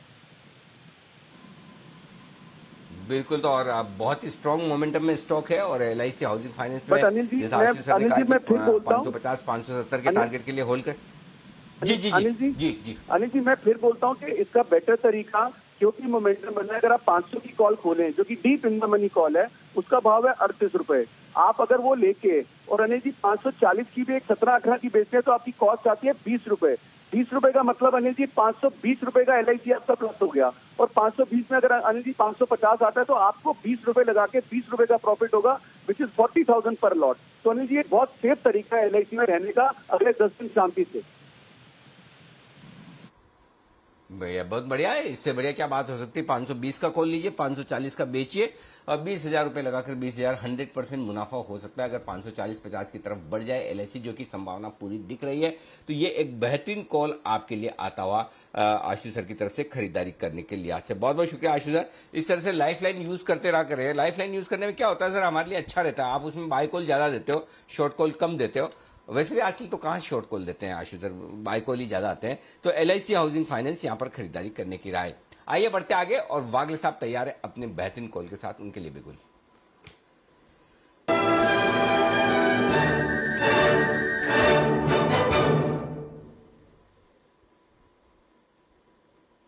बताएं वागले साहब। अनिल जी मेरे रडार पर गोदरेज प्रॉपर्टीज आया है 1445 1446 के करंट भाव से बाय करे। 1430 का स्टॉप लॉस है, 15 रुपए की रिस्क बनेगी। मुझे लगता है 1500-1510 तक के स्टॉक कल के दिन में जाना चाहिए। 2 से 3% के भी 4% की न्यूज उसमें आनी चाहिए। अच्छा खासा मोमेंटम ये सेक्टर में भी है और ये स्टॉक एक इंपॉर्टेंट लेवल ब्रेक कर रहा है। वाह, रियल एस्टेट और रियल एस्टेट से जुड़ी फाइनेंसिंग कंपनियां, हाउसिंग फाइनेंस कंपनियों के लिए एक्शन भरपूर होता हुआ दिख रहा है। DLF से शुरुआत हुई, उसके बाद ओबेरॉय रियल्टी पसंद आया हिमांशु जी को, गोदरेज प्रॉपर्टी पसंद आया वागले साहब को। तो इन तमाम शेयरों में खरीदारी का मौका बनता हुआ दिख रहा है। बहुत ही बढ़िया। और हाउसिंग फाइनेंस कंपनियां बताओ, वागले साहब बुलिश हैं आईबुल हाउसिंग पे, सेठी साहब बुलिश हैं, कुणाल जी राकेश जी बुलिश हैं, LIC हाउसिंग अभी आशु सर ने बोल ही दिया। तो चलिए, इन सारे शेयरों में भरपूर तेजी होती हुई दिख रही है आपके लिए। तो पूरा का पूरा एक्शन यहां पर बनता हुआ आपको नजर आएगा। जबरदस्त एक्शन है बाजार में और एक्शन मजबूती की तरफ बना हुआ है बाजार में। लेकिन दीप देखिए, जो हम बात कर रहे थे कि ज्यादा संभावना यह है कि 15,750 के आसपास ही रहे। आखिरी आधे घंटे में पहुंचे हैं और बाजार वहीं का वहीं है 15,750 के आसपास। उसके ऊपर जाने में भी मुश्किल आ रही है, नीचे भी नहीं। तो ये है आपके लिए इस वक्त पूरा का पूरा कॉल आपके लिए। जी दीप। बिल्कुल सर, जबरदस्त एक्शन है और specially real estate housing finance space पर रखिए नजर। DLF जो आपकी कॉल थी वहां पर भी भरपूर तेजी बनती हुई दिख रही है। नतीजों का भी इंतजार है DLF का, कल आएंगे इसके नतीजे। पर आइए देखते हैं श्रीकांत जी को क्या पसंद आ रहा है। बिगुल बजाते हैं श्रीकांत जी के लिए BTSTT।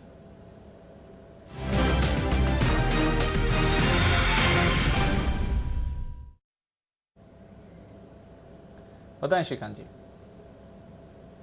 दीपांशु देखिए, वैसे मार्केट में अगर आज मार्केट की ब्रेथ हम देखते हैं तो वो काफी स्ट्रांग है।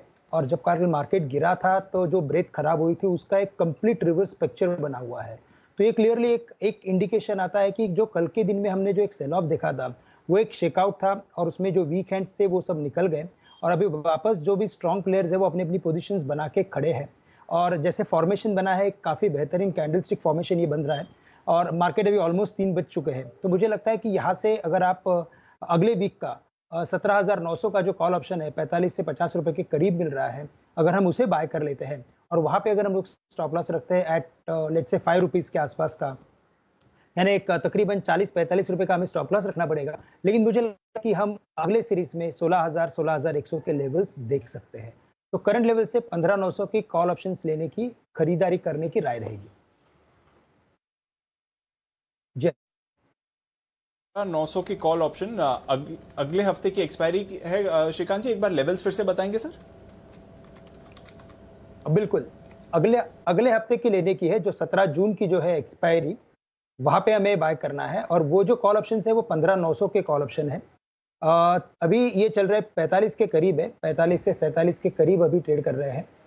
यहाँ पे हम स्टॉप लॉस रखेंगे एट 5, यानी कि 40 रुपए का, एक 40 पॉइंट का हमें स्टॉप लॉस रखना पड़ेगा। लेकिन हमें लगता है कि ये जो एक्सपायरी रहेगी वहां पे हम 16,000-16,100 के लेवल्स देख सकते हैं। तो जो टारगेट रहेंगे वो तकरीबन रहेंगे 100 से लेकर 120 के। जी दीपांशु। ओके, तो ये है आपके लिए खरीदारी की राय। अगले हफ्ते की 15,900 की कॉल 45 रुपए में मिल रही है, 5 रुपए का आपको स्टॉप लॉस रखना है और फिर राइड करिए। 16,100 के करीब श्रीकांत जी देख रहे हैं मार्केट एक हफ्ते में जाते हुए दिख सकती है, तो और बड़ी तेजी के लिए बाजार तैयार है। 15,750 पर निफ्टी इस समय। स्वागत करते हैं जय ठक्कर का कैश के ऑप्शन के लिए।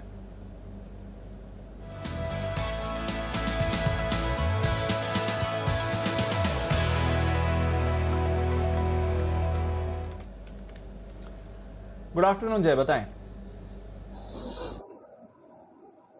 Very good afternoon to you Deepanshu and very good afternoon to Anil ji. Deep, ऐसा लग रहा था कि निफ्टी 15,720 725 के आसपास रुकेगा। इनफैक्ट एक बार ऐसा हुआ भी 740 का हाई लगा कर 690 तक आ चुका था एंड देन फिर से एक रिकवरी देखने मिल रही है। अब ये जो बाद में रिकवरी जो देखने मिली सेकंड हाफ में, लगभग आप देखिए 12:30-1 बजे के बाद, उससे ऐसा लग रहा है कि जो सबसे फाइनेंशियल्स में तेजी है, आई थिंक मार्केट शायद ऊपर की तरफ जा सकता है। तो 15,700 का जो पुट दिया था वो एग्जिट कर सकते हैं। यहाँ पे बैंक निफ्टी का कॉल खरीदना चाहिए नेक्स्ट वीकली एक्सपायरी का 35,100 के स्ट्राइक का, जो करीब अभी 485-486 के आसपास मिल रहा है। 35,100 की स्ट्राइक का नेक्स्ट वीकली एक्सपायरी का कॉल ऑप्शन खरीदना है 485-486 के रेंज में। दीप, मुझे ऐसा लग रहा है कि यहाँ पे आप स्टॉप लॉस प्लेस कीजिए नीचे की और 314 का 314 का। ऊपर में मुझे ऐसा लग रहा है टारगेट्स लगभग इसके 635 से लेके 790 तक के देखने मिल सकते हैं। 635 790 ये दो टारगेट्स के लिए खरीदना है बैंक निफ्टी का कॉल ऑप्शन दी, बिकॉज आज जो तेजी देखने मिली है अनडाउटेडली हमें मेजरली अगर आप देखें तो एक्शन में जो स्टॉक्स रहे वो हाई बीटा स्टॉक्स रहे, और उसमें भी खास कर हम देखें तो BFSI सेगमेंट जो पूरा है उसमें पूरा ही एक अच्छा खासा हमें एक रिवर्सल देखने मिल रहा है। वो जो स्ट्रेंथ फिर से हमें आती हुई देखने मिल रही है मार्केट में। I think with that Nifty में हेल्प हो जाएगी 15,800 निकलने में। और अब बैंक निफ्टी में मुझे ना दीप नियरली अराउंड 35,400 35,500 तक इनफैक्ट कोई रेजिस्टेंस नजर नहीं आ रहा है शॉर्ट टर्म में स्पॉट लेवल्स पर अगर मैं आपको बताऊं। सो लगभग 250 से लेके 350 पॉइंट की एक तेजी यहाँ पे बैंक निफ्टी में इमीडिएटली देखने मिल सकती है, और जो हिसाब से 35,000 के ऊपर अच्छा सस्टेन कर रहा है यहाँ पे स्ट्रेंथ दिखेगी, जिसके कारण निफ्टी में भी एक अपमूव देखने मिलेगा। But then major strength banks में है, इसीलिए बैंक निफ्टी का कॉल ऑप्शन मैंने रेकमेंड किया है। बिल्कुल, तो मेजर स्ट्रेंथ बैंक्स में है। नितिन जी ने हीरो कॉल दिया था इस आज की एक्सपायरी के लिए, वहां पर टारगेट हिट हो गए।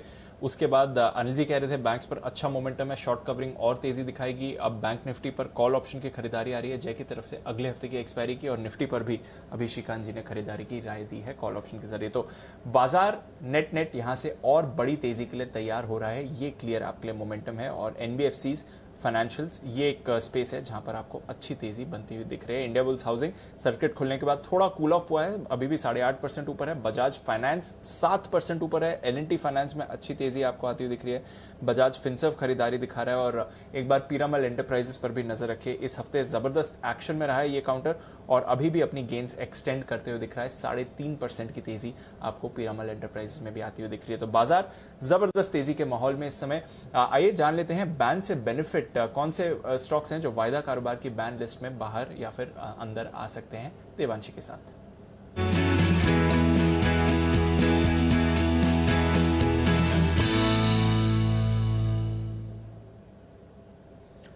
देवांशी बताइए, कल तो बड़े बदलाव हुए थे बैन लिस्ट में, आज क्या क्या चेंजेस हो सकते हैं? बिल्कुल दीपांशु, 5 स्टॉक्स हैं जो ऑलरेडी बैन में हैं। BHEL, Canara bank, NALCO, Sun TV और सेल। इसमें से एक स्टॉक है जो बाहर जा सकता है, सेल है, अभी भी बॉर्डर पर है, करीब 80-81% की पोजीशन है। तो ये स्टॉक है जो बॉर्डर पर है, तो ये बाहर निकल सकता है बैन से। ओके, तो सेल बाहर निकल सकता है। बाकी 4 के 4 बने रहेंगे देवांशी, और कोई फ्रेश एंट्री हो सकती है? बाकी 4 के 4 बने रहेंगे, क्योंकि आप देखिए BHEL पे अभी भी 101% पोजीशन है, कैनरा बैंक 95% से ज़्यादा पोजीशन, नेल्को पे भी 95% के आसपास की पोजीशन है, और सन टीवी भी आप देखिए करीब 90% के आसपास की पोजीशंस बनी हुई है। तो ये नहीं निकलेंगे। लेकिन आप देखिए 2 स्टॉक्स हैं जो नई एंट्री कर सकते हैं। उसमें से सबसे पहला जिसके हमने सबसे ज़्यादा चर्चा की है, इंडिया बुल्स हाउसिंग फाइनेंस, और यहाँ पे पोजीशंस बहुत ही तेज़ी से बढ़ी है। 112% के आसपास की अब मार्केट पोजीशन हो चुकी है, और PNB 95% है। तो PNB आप देखिए थोड़े से बॉर्डर पर है, लेकिन इंडिया बुल्स हाउसिंग फाइनेंस ये स्टॉक है जो ज़रूर बैन में आ सकता है। बिल्कुल, तो एक दिन बाहर आने के बाद पूरी पॉसिबिलिटी है कि पीएनबी और इंडिया बुल्स हाउसिंग दोनों ही वापस बैन लिस्ट में आ सकते हैं। कल यही दोनों स्टॉक्स थे जो बैन से बाहर आए थे, एक दिन में इन्होंने थोड़ा ग्राउंड कवर किया है और अब पॉसिबिलिटी है कि शायद वापस बैन लिस्ट में आ जाएं। शुक्रिया देवांशी हमारे साथ जुड़ने के लिए। तो पीएनबी, इंडिया बुल्स हाउसिंग ये बैन में वापस आ सकते हैं, पर सेल निकल सकता है बैन में, और आज पोस्ट मार्केट जब नतीजा आएंगे तो उसका भी रिएक्शन आते हुए दिखेगा। तो इंटरेस्टिंग डे कल भी होगा सेल के काउंटर के लिए। क्योंकि सेल की बात चल रही है तो आइए एक बार जान लेते हैं कि आयरन ओर प्राइसेस में क्या ट्रेंड इस समय दिखते हुए चल रहा है वरुण के साथ। वरुण बताएं, कुछ समय के लिए तो थोड़े कूल ऑफ हो गए थे आयरन ओर प्राइसेस, अब क्या दोबारा एक्शन बनते हुए दिख रहा है यहाँ पर? डेफिनेटली कुछ समय के लिए कूल ऑफ हुए थे। इनफैक्ट मई के आखिरी में मेरे ख्याल से वो चीन की तरफ से खबर आई थी कि मार्जिन और जो पोजीशन लिमिट है वो लगाई गई है। उसके बाद हमने देखा कि आयरन और प्राइसेस में अच्छी खासी गिरावट देखने मिली थी, लेकिन वही समय था जब आयरन और के फ्यूचर्स ने न कहीं लो 5% के आसपास की तेजी वो आयरन और के कीमतों में आ चुकी है। अच्छी खासी रिकवरी जो है निश्चित तौर से आयरन और की कीमतों में देखी गई है। अब ऐसा क्यों हो रहा है? देखिए, सबसे पहले तो कल ही अगर आप देखेंगे तो डायलन कमोडिटी एक्सचेंज में जो आयरन और की कीमतें हैं उसमें करीब 4% के आसपास का उछाल देखने मिला है। ये क्यों हुआ है? क्योंकि देखिए, जो मांग है ओवरऑल स्टील की या फिर आयरन और की, वो लगातार बढ़ती जा रही है और सप्लाई की जो दिक्कतें हैं वो कहीं ना कहीं बढ़ते जा रही है, जिसका इम्पैक्ट जो है अब आयरन और की कीमतों में देखने मिल रहा है। अब चीन में जो ओवरऑल इन्वेंट्री है आयरन और की, वो 3 महीने के सबसे निचले स्तर पे पहुंच चुकी है और इसी का इम्पैक्ट आपने देखा कि आयरन और के फ्यूचर में अच्छी खासी तेजी देखने मिली। देखिए, वैसे भी जब मानसून शुरू होता है तो जो ओवरऑल माइनिंग एक्टिविटीज होती है वो कहीं ना कहीं थम जाती है, तो उसका इम्पैक्ट देखने मिल रहा है। इसके अलावा ब्राजील में भी वेल का जो उत्पादन है उसमें कहीं ना कहीं थोड़ी बहुत कमी आई है, उसका इम्पैक्ट भी देखने मिल रहा है। साथ ही साथ घरेलू इंडस्ट्री के लिए आप एक बात और याद रखिए कि अगस्त में ओडिशा में कुछ खदानें हैं जिनकी लीज जो है वो खत्म होने वाली है, अगर उनको रिन्यू नहीं किया जाता है तो फिर से एक बार जो आयरन और की कीमतें हैं उनमें इंटरनेशनल तो ठीक है लेकिन घरेलू मार्केट में एक तगड़ा स्पाइक जो है आपको देखने मिल सकता है। तो जो हाल फिलहाल में लो बनाया था आयरन और की फ्यूचर्स ने, उसके बाद अच्छी खासी रिकवरी देखने मिली है। ग्लोबली सप्लाई की चिंता है, डिमांड अभी भी जस की तस है, इन्वेंट्री लेवल जो है वो लगातार गिर रहे हैं। हमारे घरेलू रीजन भी है जो कहीं ना कहीं आयरन और की कीमतों को सपोर्ट कर रहे हैं और यही आयरन और की कीमतों के साथ हो रहा है जहां अच्छा खासा उछाल देखने मिल रहा है। बिल्कुल, तो नजर रखिए आयरन ओर पर फिर से एक्शन बनते हुए दिख रहा है और कई सारे स्टॉक्स हैं जो आपको वापस फोकस इसमें आ सकते हैं, बट सेल, एनएमडीसी और KIOCL ये कुछ काउंटर्स हैं जहां पर आपको इन पर्टिकुलर अपना नजर बनानी चाहिए। आइए जैन साहब से भी जानते हैं क्या इम्पैक्ट देखते हैं। जैन साहब, वापस मूवमेंट में आते हुए दिख रही है ये स्पेस, क्या कंसोलिडेशन के बाद अब वापस मेटल्स चलने के लिए तैयार है सर? बिल्कुल बिल्कुल, मुझे ऐसा लगता है कि देखिए कोई भी इतनी बड़ी साइकिल टूटने के बाद कमोडिटीज में सिर्फ थोड़े दिनों के लिए नहीं होती है, ये लंबी चलेगी थोड़ी और कंजम्पशन और ये सब बढ़ेंगे।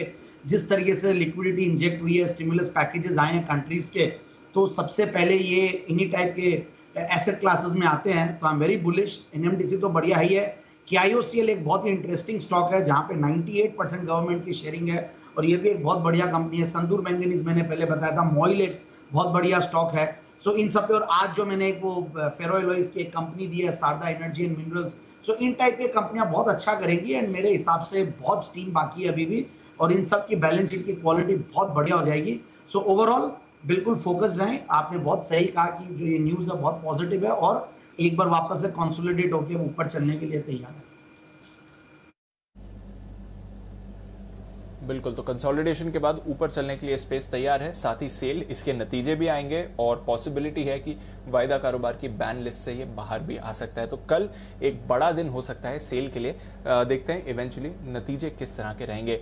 बट एक बार जरा दीपक फर्टिलाइजर पर भी डालिए नजर। इस स्टॉक पर वायदा बाजार में, वायदा बाजार का तो नहीं, कैश का स्टॉक है, 20% का सर्किट आपको दीपक फर्टिलाइजर पर लगते हुए दिख रहा है। तो वहां पर एक जबरदस्त उछाल आया है। साथ ही कुछ और सर्किट काउंटर्स हैं इस समय। आलोक इंडस्ट्रीज 20%, बॉम्बे रेयन ये भी 20% के सर्किट पर आते हुए दिख रहा है। तो कुछ बड़े एक्शन होते हुए दिख रहे हैं। दीपक फर्टिलाइजर की मैं बात कर रहा हूं जहां पर आप सर्किट लगते हुए दिख रहे हैं, वायदा बाजार का हिस्सा नहीं है। देखो यहां पर देखिए बड़ा मूव आते हुए दिखा है आज।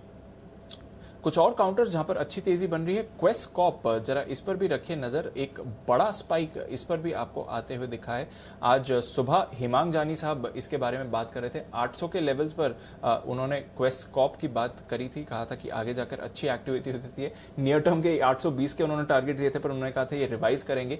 एक ही दिन में 13-14% की तेजी क्वेस्ट कॉप पर आ गई। तो जो हिमांशु ने शॉर्ट लॉन्ग टर्म के लिए पिक दी थी वो एक ही दिन में अच्छा कमाल दिखा गई है। हिमांशु जी जरा क्वेस्ट कॉप के चार्ट्स पर राय दे सर, 14% का उछाल एक दिन में आया है और मोमेंटम देखते हैं इस पे। बिल्कुल दीपांशु, देखिए स्टॉक ने 800-810 रुपए पर जो कि एक मल्टी ईयर रेजिस्टेंस था उसको आज के सेशन में यहाँ पर ब्रीच किया है और जिस हिसाब से स्ट्रॉन्ग वॉल्यूम्स आज के सेशन में नजर आए हैं मुझे लगता है स्टॉक में और ऊपर के लेवल्स देखने को मिल सकते हैं। इमीडिएट टारगेट पोजिशनल तौर पे मुझे लगता है कि यहाँ पर 1000-1020 रुपए तक के आते हुए नजर आएंगे। तो बिल्कुल यहाँ पर जिनके पास ऑलरेडी लोअर लेवल्स पे खरीदारी है वहां पर बने रहें। फ्रेश खरीदारी के लिए थोड़ा सा कोई गिरावट अगर मिलती है स्टॉक में तभी एंट्री करें, बट स्टॉक का जो चार्ट फॉर्मेशन है वो काफी पॉजिटिव है। 1000-1020 तक के टारगेट्स यहाँ पर आने वाले दिनों में देखने को मिल सकते हैं। ओके, तो ये है आपके लिए क्वेस्ट कॉप। आज सुबह की हेमंत जानी साहब की लॉन्ग टर्म पिक जो एक ही दिन में आपको बड़ी मूव दिखा चुकी है। कैश स्टॉक्स में तो जबरदस्त एक्शन है, पर वायदा कारोबार के स्टॉक्स में भी आप बड़ी तेजी देख रहे हैं। और अनिल जी, आज बहुत समय बाद आपने एक्चुअली एक वायदा कारोबार से रिकमेंडेशन दी है।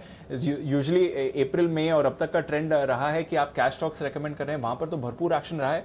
पर आज की वायदा कारोबार की पिक और 2 टारगेट्स ऑलरेडी उस पर आते हुए दिख रहे हैं। डीएलएफ 318 के लेवल पर सर दूसरा टारगेट भी हिट इस पे। बिल्कुल दीप, और आमतौर पर इसलिए ये काम मैंने ना बाकी सारे एक्सपर्ट्स के लिए छोड़ रखा है क्योंकि पिछले 2-2.5 महीने से फोकस पूरा कैश मार्केट के स्टॉक्स में, लेकिन इस स्टॉक्स में एक्शन बढ़िया दिखा क्योंकि रिजल्ट के पहले अब सारे स्टॉक्स एक्शन में आते हुए दिख रहे हैं और रियल एस्टेट स्टॉक्स में जो तेजी थी उस हिसाब से मैंने कहा कि एक बार इसमें किया जाए। लेकिन मुझे ऐसा लग रहा है कि वापस से कहीं आज ये बैन में ना आ जाए। तो जो डे ट्रेडर्स हैं दूसरा टारगेट हिट हो चुका है, आप प्रॉफिट बुक कर लें, मेरी जिम्मेदारी यहाँ समाप्त होती है। अब जो पोजिशनल ट्रेडर हैं वो रखना चाहें तो रखें, बट अदरवाइज अगर बैन में आ गया तो फिर ये ठंडा हो जाएगा और कल रिजल्ट भी है तो एक बार चाहें तो प्रॉफिट बुक कर लें या फिर कॉल्स में कन्वर्ट कर लें।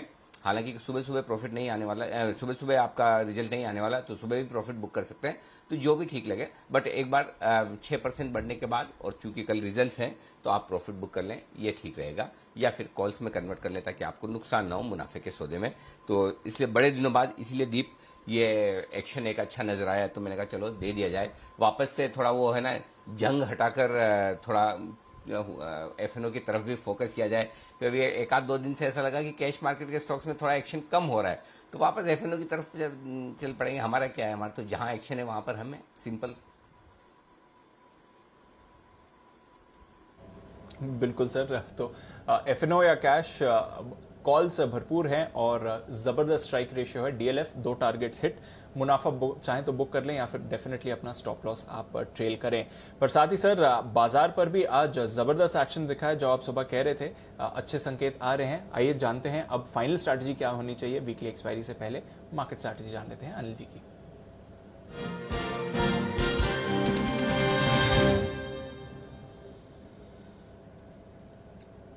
सर ग्लोबल मार्केट्स में तो कुछ ज्यादा बदला नहीं है। डाउ फ्यूचर्स अभी भी अगर आप देखें तो 40 पॉइंट्स ऊपर ही दिख रहे हैं। नैस्डैक फ्यूचर्स में जरूर हल्की सी आपको सुस्ती आती हुई दिख रही है, बट कोई बड़े मूवमेंट वहां पर भी नहीं हो रहे हैं सर। इसके अलावा अगर आप देखें तेल में आज अच्छा एक्शन बना हुआ है, $72 के ऊपर ही है। सोने में दबाव है जरूर, डेटा का इंतजार वहां पर भी है। यूएस की बॉन्ड यील्ड फिसल कर 1.48% कल आई थी, इस समय 1.50% है। तो पूरा इंतजार है यूएस के इन्फ्लेशन डेटा और ईसीबी पॉलिसी का। उससे पहले कंसोलिडेट ही कर रहे हैं ग्लोबल मार्केट्स। हमें क्या करना चाहिए सर? दीप 2:35 पे भी यही लेवल थे 15,735 और अभी भी यही लेवल है। एक्सपायरी के दिन 1 घंटा बाजार कहीं मूव न करे, वहीं का वहीं रहे, और वो अंदाजा लगाना भी अपने आप में मुश्किल काम है, आसान नहीं है। सीरियसली कह रहा हूँ क्योंकि कई बार ये लगता है कि ये इस तरफ के ट्रेंड या उस तरफ के ट्रेंड का अंदाजा लगाएं, कई बार ये अंदाजा लगाएं कि कहीं नहीं जाएगा निफ्टी, वहीं का वहीं रहेगा। आप देख लीजिए 15,740-50 के आसपास की हम एक्सपायरी की उम्मीद करते हैं एग्जैक्टली वहीं पर, और 15,751 का हाई है, तो वो लेवल पार नहीं किया है। तो मेरे ख्याल से लेकिन क्लोजिंग जो होती दिख रही है one of the best closing है, क्योंकि 15,751 की हाईएस्ट क्लोजिंग मिली है, 15,740 की मेरे ख्याल से सेकंड बेस्ट क्लोजिंग है। तो आप बेस्ट क्लोजिंग के बिल्कुल करीब बंद हो रहे हैं, तो कहीं कोई चिंता की बात नहीं। कल के लिए तेजी की पोजीशन को आप कैरी करिए आराम से। अगर आपको रिस्क लगती है तो 15,600 का एक पुट खरीद कर आप अपने आप को हेज कर लीजिए। बैंक निफ्टी 35,150 पे बंद हो रहा है। बैंक निफ्टी भी हमने कहा 35,200 के पार निकलना मुश्किल है। आप देख लीजिए आखिरी 1 घंटे में 35,200 को पार नहीं किया, ये भी अब हाई पर आया है 35,155-60 आज का हाई है। बैंक निफ्टी में आप 34,800 का पुट ऑप्शन खरीद कर यहाँ पर आप अपने को हेज कर सकते हैं। दोनों में निफ्टी और बैंक निफ्टी में तेजी की पोजीशन कैरी करने की राय है हमारी तरफ से। आप पोजीशन लेकर जा सकते हैं, कोई चिंता नहीं। जी दी बिल्कुल सर, तेजी की पोजीशन लेकर जाएं, कोई परेशानी नहीं है। दोनों निफ्टी बैंक निफ्टी पर ये है अनिल जी की राय और बढ़िया क्लोजिंग की तरफ हम मूव कर रहे हैं। आइए जय कुछ कॉल्स देना चाह रहे हैं क्लोजिंग से पहले बिल्कुल जय ठक्कर के लिए।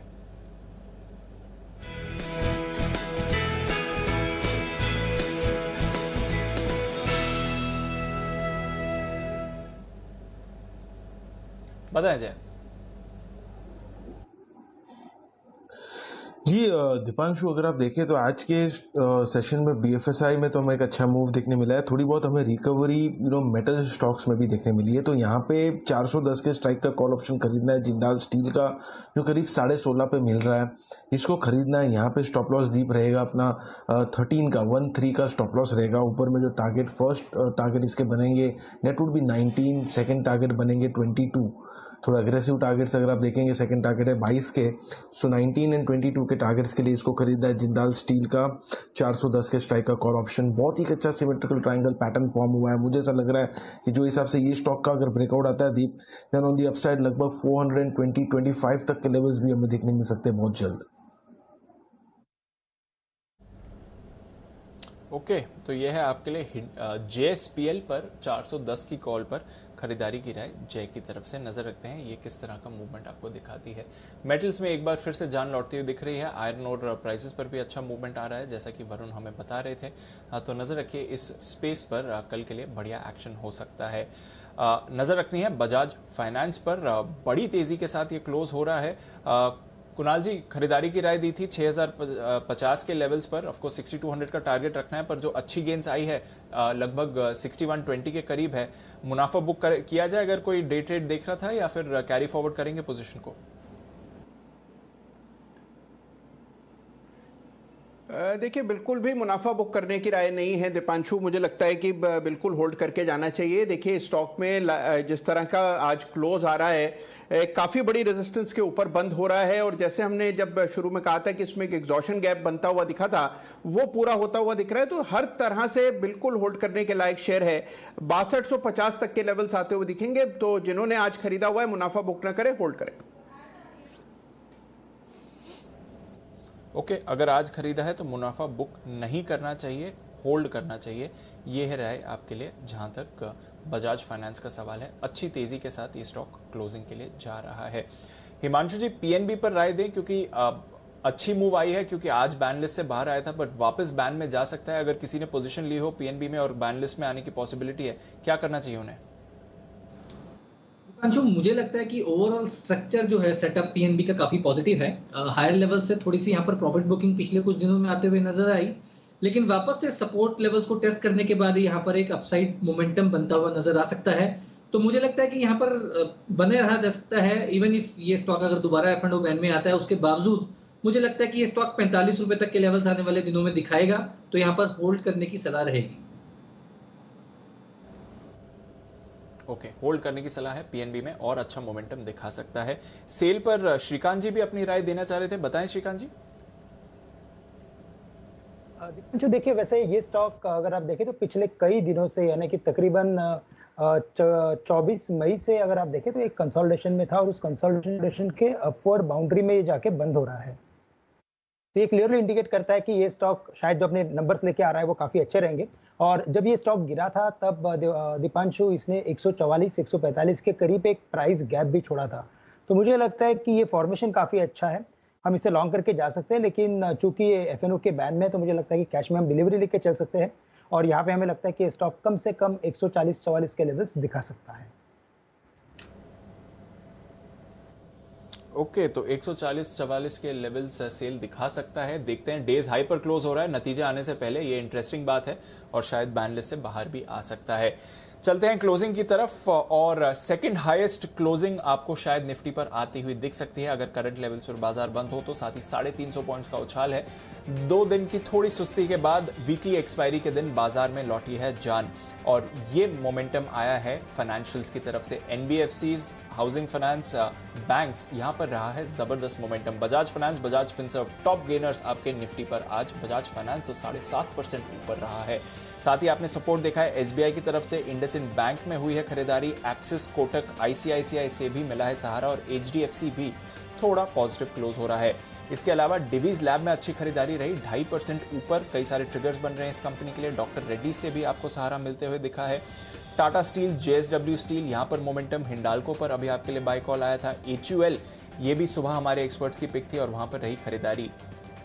आईटीसी टॉप लूजर है, 1.5% की गिरावट और ये एक्चुअली गिरावट नहीं है क्योंकि 6.25 रुपए का तो डिविडेंड एडजस्टमेंट ही हुआ है, तो उसको अगर निकाल कर देखें तो आईटीसी का उतना खराब प्रदर्शन नहीं रहा। Bajaj auto, Eicher, UPL, Adani ports, Shri cement और मारुति मामूली सी गिरावट के साथ क्लोज होते हुए दिख रहे हैं, लगभग 1% या उससे भी कम। तो गिरावट बहुत कम हुई है। But doctor Lal path lab Sachin करके 7% ऊपर। इंडिया बुल्स हाउसिंग फाइनेंस 10% का सर्किट लगा और अब क्लोज कर रहा है 6.5% की गेन्स के साथ। डीएलएफ, अनिल जी की पिक, 2 टारगेट्स हिट हो गए, कल आएंगे इसके नतीजे, 5.5% ऊपर। पीएनबी अच्छी खरीदारी। बाटा नतीजे से सुस्त पर रिएक्शन रहा बहुत ही जबरदस्त, 5% ऊपर क्लोज हो रहा है। LNT finance, Trent, LIC housing, MNM finance, Godrej consumer, bank of Baroda, Vodafone, साथ ही एम्फेसिस, पिडिलाइट, मैक्स फाइनेंशियल और पीरामल एंटरप्राइजेस, यहां पर रही अच्छी खरीदारी। सेल पर भी मोमेंटम आपको भरपूर बनते हुए दिखाया आज के सेशन में। तो बढ़िया पार्टिसिपेशन आपको आते हुए दिखाया लगभग सभी सेक्टर्स की तरफ से आज के बाजार की तेजी में। बट ऑफ कोर्स फाइनेंशियल्स थे सबसे आगे इस समय। अनिल जी, अगर प्रोविजनल क्लोजिंग देखें तो अब तक की सेकंड हाईएस्ट क्लोजिंग रही है निफ्टी की। थोड़ा एडजस्टमेंट का इंतजार करेंगे, बट साथ ही 350 पॉइंट्स का उछाल निफ्टी बैंक पर 35,150 के ऊपर सर।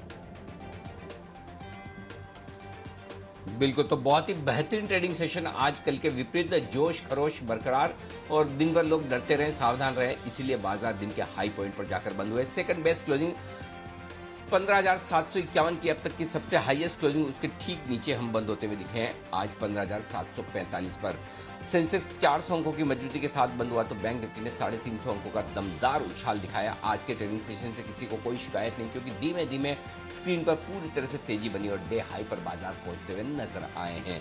आइए बाजार बंद होने के बाद के एक्शन पर मैं आपको बता दूं, दुनिया भर की हलचल जानना जरूरी है और आज है गुरुवार और हर गुरुवार शाम 4:30 बजे आपको मिलता है एक स्पेशल शो, बात दुनिया की, जहां देश दुनिया की नहीं देश की नहीं, दुनिया भर की बेहतरीन खबरें देखने में और सुनने में जो लगे आपको अच्छी, वो बताई जाती। तो आज के शो में क्या खास है, एक झलक देख लीजिए अभी और 4:30 बजे देखिएगा पूरा शो। आखिर किस बात पर बन रहा है डोनाल्ड ट्रंप का मजाक?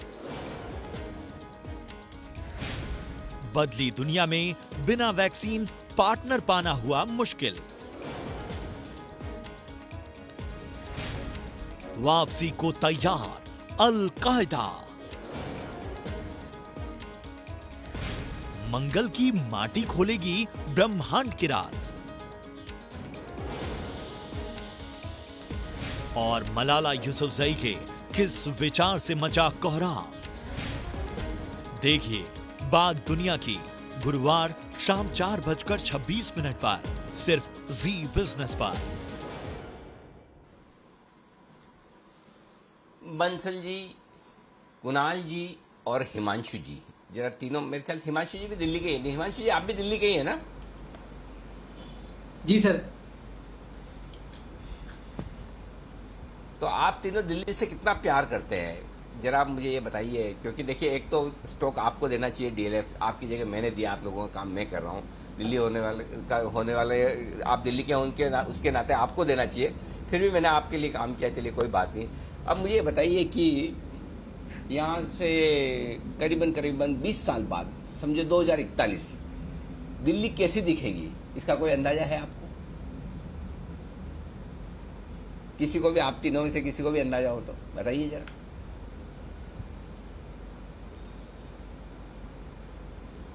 चलिए कोई बात नहीं। कुणाल, अच्छा कुणाल जी बताइए। जी कुणाल जी बताइए। अनिल जी देखिए कैसी दिखेगी ये तो कल्पना करना मुश्किल है अनिल जी, लेकिन एक बात तय है कि दिल्ली में भीड़ बढ़ जाएगी। तो अनिल जी ऑलरेडी इतनी भीड़ भाड़ है, मुझे लगता है और भीड़ भाड़ बढ़ जाएगी, इसकी गारंटी मैं दे सकता हूं आपको। ओके, दिल्ली के पॉपुलेशन के चार्ट पर बड़ा ब्रेकआउट आया है, कुणाल जी ये बता रहे हैं ये। अच्छा, श्रीकांत जी कुछ कह रहे हैं। जी श्रीकांत जी। अनिल जी मुझे लगता है कि शायद कुछ बदले ना बदले, लेकिन दिल्ली डेफिनेटली पोल्यूशन फ्री दिखेगी। पोल्यूशन, वाह क्या बात है। लेकिन ये मुझे ऐसा क्यों लग रहा है कि ये दिल्ली के जो जैसा कुणाल जी कह रहे हैं कि जनसंख्या बड़ी बढ़ जाएगी, पॉपुलेशन बढ़ जाएगी, इस पर ब्रेकआउट पिछले साल से ही आया है ऐसा लग रहा है मुझे। साल डेढ़ साल पहले ब्रेकआउट आया इसके चार्ट पर, उसके बाद से पॉपुलेशन बढ़ने लगी। बंसल जी ऐसा सही है ना? छोटे कुणाल जी को कितना वक्त हो गया आए हुए दुनिया में? बस अनिल जी उनके आने के बाद ही 2 साल हो गए हैं और अनिल जी वाकई में 2 साल से बढ़ रही है जनसंख्या। उसके बाद ही अनिल जी ब्रेकआउट हुआ है। ओके, 2 साल पहले ये ब्रेकआउट हुआ, मल्टी ईयर ब्रेकआउट है जो 2 साल पहले जो कुणाल जी ने ट्रिगर किया, ये वाला बड़ा ब्रेकआउट। कुणाल जी आपका फोकस एकदम क्लियर है, बिल्कुल सही पकड़ रहे हैं। और लेकिन वो अलग बात है कि मैंने आपको पकड़ लिया। तो 2041 अब से 20 साल बाद दिल्ली कैसी होगी आप सबको नहीं पता है, कोई बात नहीं, चिंता न करें। आपको एक ही काम करना है और वो करना है शाम को 5 बजे आपको जुड़ जाना है जी बिजनेस के साथ। आज शाम 5 बजे हम बताएंगे आपको कि 2041 की दिल्ली कैसी होगी। डीडीए यानी कि दिल्ली विकास प्राधिकरण ने 2041 के दिल्ली का पूरा ढांचा बना दिया है, मास्टर प्लान बना दिया है, जिसमें दिल्ली की फ्यूचर की जरूरतों को ध्यान में रखते हुए ये मास्टर प्लान बना है। तो 20 साल बाद कैसी होगी दिल्ली, आप लोगों के लिए कैसे क्या सुविधाएं मिलेगी, हम अगर दिल्ली घूमने आए आपके यहाँ तो आप हमारा स्वागत कैसे करेंगे, हमारी खातिरदारी कैसे करेंगे, ये भी आपको पता चलेगा। तो इसी शो में होगी खास बातचीत। हमारे साथ होंगे 2 खास मेहमान, अर्बन डेवलपमेंट मिनिस्ट्री भारत सरकार के पूर्व सेक्रेटरी और committee on standard for smart city के चेयरमैन सुधीर कृष्णा साहब, और साथ ही जाने माने टाउन प्लानर दिल्ली के दिक्षु कुकरेजा साहब। ये दोनों हमारे साथ जुड़ेंगे, इनसे आप बातचीत करिएगा, सुनिएगा, देखिएगा। 2041 के दिल्ली की आज ही मिलेगी आपको झलक, आपकी खबर आपका फायदा में मास्टर प्लान से चमकेगी दिल्ली। ये है आज का विशेष शो। बंसल जी अब तो देख लेंगे ना, इतना सब कर लिया आपके लिए, अब तो ठीक है ना? बिल्कुल अनिल जी, मेरे को मालूम नहीं था ये इतना बड़ा वाला ब्रेकआउट हुआ है। तो बिल्कुल अनिल जी, बिल्कुल एकदम परफेक्ट है। तो बिल्कुल शो भी देखूंगा अनिल जी। चलिए शो देखिएगा जरूर, और साथ ही शो देखिएगा रात को 8 बजे का भी, इंडिया 360 डिग्री। और यहाँ पर आज हमारी कवर स्टोरी है बच्चों के लिए नई गाइडलाइन। कोरोना की दूसरी लहर के बीच केंद्र सरकार तीसरी लहर को लेकर अब पूरी तरह से सतर्क है, और इसके लिए सरकार ने कोरोना से संक्रमित बच्चों के इलाज के लिए नई गाइडलाइंस जारी कर दी है। गाइडलाइंस में ये बताया गया है कि बच्चों को कैसे सुरक्षित रखना है, उन्हें कौन सी दवा देनी है, ख्याल कैसे रखना है, और इसी पर हम आज आपको पूरी डिटेल्स देंगे बच्चों के लिए नई गाइडलाइंस। सेकंड कवर स्टोरी हमारी रियल एस्टेट सेक्टर को लेकर है। डेवलपर्स मजबूर नहीं है मजदूर। आपको भी अपने ड्रीम होम का इंतजार है तो शायद लंबा वक्त लग सकता है पोजीशन मिलने में, क्योंकि रियल एस्टेट सेक्टर मजदूरों की कमी से जूझ रहा है। ये स्टडी की है देश के सबसे बड़े डेवलपर संगठन क्रेडाई ने, जिसके मुताबिक 92% डेवलपर्स के पास मजदूर ही नहीं है। तो इस समस्या का सोल्यूशन क्या है और क्या कुछ किया जा सकता है, इसका पूरा विश्लेषण होगा। डेवलपर्स मजबूर नहीं है मजदूर, ये आज की दूसरी कवर स्टोरी। इसके अलावा ढेर सारी स्टोरीज होंगी आपके लिए, देश दुनिया की ढेर सारी खबरें देखिएगा, मिस मत कीजिएगा। ये है आपके लिए आज का इंडिया 360 डिग्री का विशेष कार्यक्रम। आइए आप सभी से विदा लेंगे। बहुत बहुत शुक्रिया कुणाल जी, राकेश जी, हिमांशु, दिल्ली के हमारे तीनों मेहमान, और मुंबई वाले बागले साहब, और श्रीकांत जी, जय ठक्कर साहब और सुमित जी, आप सबका भी बहुत बहुत शुक्रिया। और ये दोनों दिल्ली और मुंबई के बीच में एक ट्रायंगल बनाते हुए जैन साहब, जयपुर वाले जैन साहब का भी बहुत बहुत शुक्रिया। जैन साहब धन्यवाद आपका भी हमारे लिए वक्त निकालने के लिए। मुझे और दीप को दीजिए इजाजत, बने रहिए हमारे साथ जी बिजनेस पर। कल सुबह आपसे फिर होगी मुलाकात। नमस्कार।